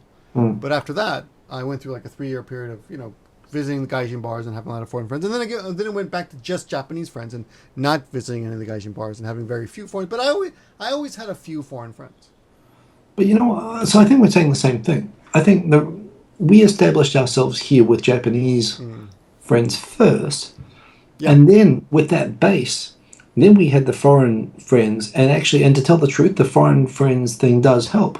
It is nice to talk with someone with the same cultural values and whatever, but when that's all that you have as a social support network or whatever, and you don't have the Japanese links, I would say that's not a formula for success and good adjustment here, unless, of course. But even the American club, even the elite country club people, they all hit the 3-year thing and they say, all my friends that I used to hang out with, that I made friends with when I first got here, they're all gone now and I feel lonely. If anything, that seems more depressing to me. If all your friends are foreign, you don't have any Japanese friends at all. Oh, that's right. So I think having foreign friends proved to be nice, adding it to the base of Japanese friends when I had it, but I wouldn't take her advice at all. I don't think that's your secret or my secret to having a well-adjusted life here was... I mean, of course, having non-Japanese friends, it does help in the end. But the reason that we were able to get through all of those bumps was having the base. Yeah, having the Japanese friends in the beginning. So anyway. Well, it's also kind of common sense. Oh, and she keeps going. So 2 more paragraphs. 2 more paragraphs. But perhaps the most important thing, nothing's interesting in this article, but perhaps the most important thing is to admit and fully accept that we can never fully assimilate in Japan. We could never become Japanese. That is not necessarily a bad thing. Boom. Kensei Shiroi, who I've actually interacted with, Yeah. the author of the popular blog Japanese Rule of Seven, writes, "It seems you can either spend a lifetime." I had a nice interaction with this guy. It seems you can either spend a lifetime trying to prove you're as good as the worst Japanese person, or opt out and just be foreign. And you look like you have something that's strong to say about this. It's funny. I'm okay with Ken Searoy. The idea of accepting that you are a foreigner and that, I myself came to an epiphany of, okay, I don't need to try to be more Japanese than this. I'm Japanese enough. And the rest of it, it's okay to be a foreigner. That's what I am. That's fine. I don't see myself as Japanese at all, except for the kid now. But you know what? The fact that I'm not Japanese and that I'm comfortable being here as a foreigner doesn't mean that I'm not assimilated. I mean, I guess we're talking about, I think of assimilation differently to her. Yeah. Assimilation, I am assimilated in the society here. Yes, me too. As a I'm foreigner. really comfortable here. As a foreigner. I'm comfortable as a foreigner. I mean, I guess if she's holding a threshold of assimilation as becoming racially Japanese or as being... I mean, I think you can assimilate culturally. And you know what? For everything that matters, which is my family and my work and my friends, I'm culturally assimilated here. And the idea that we need to accept that we can never fully assimilate is bullshit. If you define assimilation as something about nationality or ethnicity, sure, but that's a really stupid way to define the world. Yeah. So, I don't know how she's defining it. So the idea of that Ken Searoy is saying that being comfortable with your foreignness, well, that's just simply a matter of being comfortable with your own identity. Exactly. Yes, completely agree. I was about to say the same thing. And that's not mutually exclusive from assimilating somewhere. She sees those things as confirming, one statement confirming the other. I don't see it that way at all. And I don't think she really understands what assimilation is. Again, and I think it's due to a lack of life experience. But a good point about Ken, just for those of you who don't know, he's got a pretty good blog. I've never read it. I should look it up. And it was named one of the top blogs by Tofugu. And who's an excellent blogger himself. Indeed. And he wrote an interesting article, Why You Shouldn't Learn Japanese. That was kind of a reverse troll last year, a couple of years ago, which I did a response to. Love the reverse troll. Yeah. I really criticized it, but he came back with a very good attitude and said, thank you very much. And he was completely a gentleman about the whole video thing. And he actually thanked me for all the traffic that he got. That video still gets, I think it's got like 400,000 views or something, but just done really well. People like his confrontational blogs. Yeah. I don't know if all his blogs are that way. But anyway, last paragraph. Embracing your non-Japaneseness, just being yourself, exploiting the gaijin power your outsider status affords you, and simply enjoying the ride are the best ways to avoid the trap of loneliness and misery. You know what? She was doing now great. I understand what she means. She was doing great until those final 5 or 6 words. We just said ourselves, accepting our identity, one of the key parts to being happy and well adjusted, right? To assimilating, in fact, is to being comfortable in our own skin first, and that's fine. And you know what? There are the perks of being a white foreigner. There are perks, and again, that's all good. But but the fact that we're the way to avoid the trap of loneliness and misery by being more of is to be more of a gaijin. Not just being more of a exploit that power. Exploit your gaijin. Exploit your gaijin power to avoid the traps of loneliness and misery. Well, apart from, and she's linking that to a suggestion of make more gaijin friends and just accept that you'll never assimilate and just be more of a gaijin, and that's how you'll avoid loneliness and misery. I'm sorry, I have seen so many people. In fact, we know cases of people who have fallen into clinical depression cases and substance abuse because directly of the loneliness of having nothing but foreign social circles. I mean, because of the number of farewell parties and because of losing their friends. We never know exactly why they're depressed, but yeah. Well, and I'm not a psychologist, but but I've seen cases I'm willing to call. Okay, that guy is that guy needs help. Yeah. That guy's at a point that he needs extra help from depression. I'm assuming you've seen people who've just lost it. I've seen a couple of people who actually have just lost it after being apparently normal people here, but I've known people who've gone nuts. Yeah, me too. that's happened. And it's, And they're in the gaijin world. There are people who hang out in gaijin bars and. well, and people go nuts for all sorts of reasons. I've heard of a case of someone actually being like the super Japanese guy out in the countryside or whatever, and like shunning other foreigners and going nuts as well. I have an Australian friend who told me a story like that. But in terms of the just feeling really sad and feeling like it's time to go and whatever, and feeling like they can't stay here anymore, it's the most common trigger for that I encounter is loss of other foreign friends from them leaving. It's just a constant cycle. So, I think when you talk about our secret, she's sharing a secret of what is the secret of a well-adjusted expat living a happy life in Japan. I don't know that we're the poster boys for this, but whatever secret she heard, it's not the one that we use ourselves. And again, the advice that she's giving is good advice for someone here to go to a university or to go to a foreign company for 1 to 3 years and leave. If for someone wanting to marry and live here the rest of their life, this is not good advice. This is actually bad advice, I think. Oh yeah. No, I'm just thinking, who is this for? This article. I would say coming to Japan to 1 to 3 years is probably the norm. It's probably what most people will want to get out of Japan. Yeah. For a lot of people, I'd say even for a lot of people, ending up here forever is not. Well, that's it. You're right. Not recommended. Is this her advice for the trapped foreigners who have been here 20 years and are miserable and want to leave? Is this the advice from her? In which case, I'd suggest she's not really qualified, and she's proven that she's not qualified to give them advice. I hate to say something sexist like this, but I think if anyone is qualified, it should be a man writing this article about men's misery, not a woman. Well, I'm okay to let her write it, just as I hope that she would be okay with me writing an article on what women need to do. I doubt you get many women. If you just try it, I dare you to try it. You will get so many women saying, until you grow a vagina. I'm not going to go there. I like having all my parts attached. Yes. So apparently having a penis is not a big deal because anybody can write about what it's like to have a penis, but not having a vagina, they're much more valuable. Hey, I'm not going to invalidate anybody being able to talk about anything because of their gender, right? I mean, she's allowed to make a stab at this, and you know what? Credit to her for trying. And but I think a lot of it is supposition. It's imagined. It's a lot of assumptions here. So the wrap up of this is, one, she's attempted to write this like an academic article. Mm-hmm. And I've heard that she's a university student, but it's in a newspaper on a community page. So it's kind of stuck in this world between being an academic paper and being a community talk piece.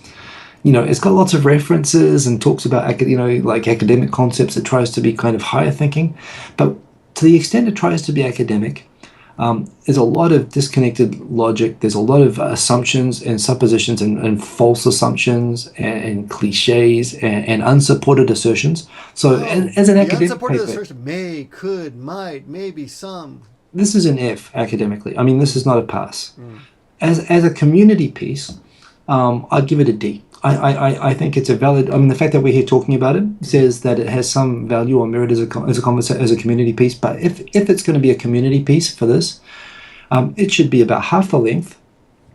It should have more narrative and less faux intellectualism, because the intellectualism here is not supporting it. It could have been a lot more fun, and I would have accepted it. It doesn't even have to be fun. It could be a tragedy story. You could have just photos of Sebastian all the way through. Tragedy is fun. Tragedy is good. I mean, tragedy is good material. And you know what? I would have approached this from the community perspective, from the community piece perspective, not as an academic article. And I could have come up with case studies that could have reinforced miserable, trapped foreign men in Japan and the ways that it can happen. Right. This article can still be redone, and it can be done well. And I you know what? I think she did the subject matter a disservice. In the end of the day, and what disappoints me the most is Japan Times, because I feel like they know that they had a great clickbait title and subject here, and they just rushed it to press without really giving it the proper brush up it should have been given. Yeah, I think the editor did more harm to this than. Well, because I think he didn't do his job. I think they didn't care what it said. I think they thought that they had a good enough piece of clickbait. They had enough of a rocket news article or a kind of fun, flippant thing to put in the community thing. They didn't want to waste their time editing it or changing it, which would have taken a lot with this, obviously, to try to fix this, because they know it's going to get clicks anyway because of the photo and the subject line. And I think that's offensive to us as readers. Well, not that I pay for the Japan Times anymore, but if if they're going to actually kill trees and print a newspaper and sell it for money to people, I think there's a minimum threshold of responsibility to actually be responsible for what you're writing in some measure of quality, which I think they've abdicated with this, which is disappointing. They've abdicated quality. They've abdicated responsibility Well, I think for quality to their done it readers. quite a few times in the past, though. But for some reason, we still come. Even about us. We've come back to it. I don't know why. Yeah. It's a shame. The thing is, and I know that Japan Times has even trolled us personally, and I'm totally cool. I'm fine. I mean, it was just I felt bad for them on that piece on us. Because it was also badly written. And you know what? I still read them, and I have friends who are authors there, Bayer McNeil, Michael Peckett, a lot of people I respect and whose writing I enjoy. Good writers. They have good writers. I wanted to work there, once in my life when I was going through one of my stage transition changes. I thought I'd love to be a writer. And even for this, I still have hope. I think that the Japan Times is better than this. Although this gives me fear that they're plummeting into a hole of declining standards. I honestly can't remember an article that was. I'm sorry to say this, because I feel like it's going to be personal, but it's going to sound personal. But yeah, this is probably the worst article I've ever read on Japan Times. Yeah, and you know what? Not even limited to the only competition for an article like this is literally the clickbait world on the internet, right? Where they just put clicky titles and boobs, and we click. And again, it's kind of there is a trend throughout credible news everywhere that they're spending less money on journalists and less money on editing and quality, and they're just going for the cheap clicks. And I really, really hope, and I say this as someone who genuinely, I really want the Japan Times to be good, and I think that they're better than this. And I really hope this isn't an illustration of a trend that they're just going to hire university student bloggers to write stuff, and they're not going to proofread it. Yeah, there must be better writers in Japan. I don't know. But There to are. support what you just said, right under the article, it says you might also like click on this picture of 30 insane profile pictures from Russian dudes. Really? Oh Yeah. my God, that's right. So that's one of the other ones seem okay. Princess Kako turns 20, vows to do her best. South Sudan rebels free 250 child soldiers. That's okay. Discussing sex crimes in Japan, safety, liberties. Yeah. So. But exactly. This is. Are these Japan Times? That's from Playboy. No, that's from Playboy. That one, yeah. But it's advertised in the same. It's clickbait. These are all clickbait exactly. articles. Yeah. So maybe that's where the world is going, and it's a shame. I mean, people don't pay for. I don't pay for the Japan Times, so I can't really claim outrage, I guess. If more people were paying for the Japan Times and they had more money to spend on credible, trained writers and editors, maybe we wouldn't have to read stuff like this anymore. The fact that people like me are so cheap and have an RSS feed, maybe that's why. Maybe that's why we've got nothing but this left. Well, that's how they survive, What are they going to do otherwise? But here's the thing, and this is kind of sad, because I really want there to be good quality writing out there for us all to aspire to. But we really live in an age now where there are personal blogs like Ken Seroy and Tofugo and these people are better quality, better edited and thought through, and more credible than the Japan Times, which when I came to Japan 15 years ago, the idea that there could ever be personal GeoCities blogs that would be more... Yeah, forget it. It's really sad, but that's what it's come to. Steve's doing a great job with his podcast, which, by the way, is advertised on Japan Times. And but he's doing a great job without the competition even slipping, per se. I don't know if they are or not. But, it's just a shame that they're giving the game away by not even trying anymore. So anyway, I won't go beyond that. This isn't, I still believe it's possible for the Japan Times. They do occasionally have decent writing. But the fact that, when you put something like this, here's my message to the editors of Japan Times. When you put something like this in the Japan Times, you're doing a disservice to Bayer McNeil, you're doing a disservice to Michael Peckett, you're doing a disservice to all the writers It's embarrassing. who care about what they do and care about the quality of what they write. By putting this alongside beside their stuff, it discredits the entire entity. It discredits the editors themselves. This should have been given back to her with some tips for how to improve it. And she could have submitted this. She could have brushed this up. It would have taken a lot of modifications. But this could have been made publishable. But the fact that I can't see how this was proofread, perhaps other than switching white for Western men. which I'm pretty That's sure the, you. yeah, that's the only apparent editing job that guy did. But Yeah. So I'm disappointed. Japan Times, I'm disappointed. Olga, keep trying, and look, don't give up. I think it's a good subject, and I think that there are some really interesting lines, and we found valid points when we went through it line by line. We found some validity. There are some valid points in there. Yeah, things so that we don't get- can't disagree with. But again, I don't know how they contribute to the overall message. And I apologize as well. My video, I'm going to take down the 2.5 Oyajis video because I was out of line. I was using bad language, and I was incoherent. I was just incoherent with my frustration over this, frankly. And I'd like to thank you, Victor, for making us come back and do this in this way. I thought she deserved a fair criticism, but all I could say was, and Michael Pickett, he objected to certain derogatory terms that I used over and over, starting with R, which was inappropriate, and I'm disappointed in myself that I did that, and I do apologize. And I hope Olga watches this, and maybe she picks up some ideas that she can use to improve her writing. well, listen to this. I'll release this as a podcast. Talk to Steve and see if this gets up as a podcast for people who want to, because it is really long. It's going to be like 2 hours long. But the last sentence, I honestly didn't understand what she was getting at clearly until the last sentence, where she said, "These are the best ways to avoid the I didn't trap get the of first loneliness." sentence. No, she's talking about the trap of loneliness and misery, but I don't think that's necessarily. This article has anything really to do with Japan. Well, everything that she mentions in this article could apply to any country in the world. There was Any some foreigner, promising. any expat living anywhere. Yeah, the examples that she used were all life stage issues and life issues. There were some promising, there were some moments that she starts talking about Nihonjinron, and okay, well, where's she going to go with this? There were some bits and pieces here and there where you thought, well, she might be getting into some Japan-specific stuff, but you're right, she never delivers on that promise, and it's a shame because I think there's some interesting stuff that could be said around that. I agree. It's a bit of a letdown, isn't it? Well, you tell you what. Let's keep our eyes open on Japan Times, and if she publishes again, and it's worth a talk, and if it's better, I'm sure she doesn't want to hear from us anymore. But we'll give it another shot. No, you never know. Olga, keep trying. She'll improve. And I'm sorry, as an academic, as a community piece D, what do you give this? Unpublishable. Unpublishable. So you're saying F, even as a community piece? No, even as a community piece, it's unpublishable. It's F. It's not. I'm shocked that it's even published. It was basically a bunch of disoriented, unconnected arguments put together, loosely threaded together. But we just talked about this for 2 hours. Yes. So surely that demonstrates at the most base, lowest common denominator of human existence level that this was publishable. Surely the Japan Times editor is rolling his head laughing, saying, AdSense, baby. AdSense, baby. We're sending a lot of traffic over to the article, probably. You're saying I shouldn't have published this. Look at everyone commenting. Look at this video. This is proof that we should have published it. We did get a lot of comments, that's true.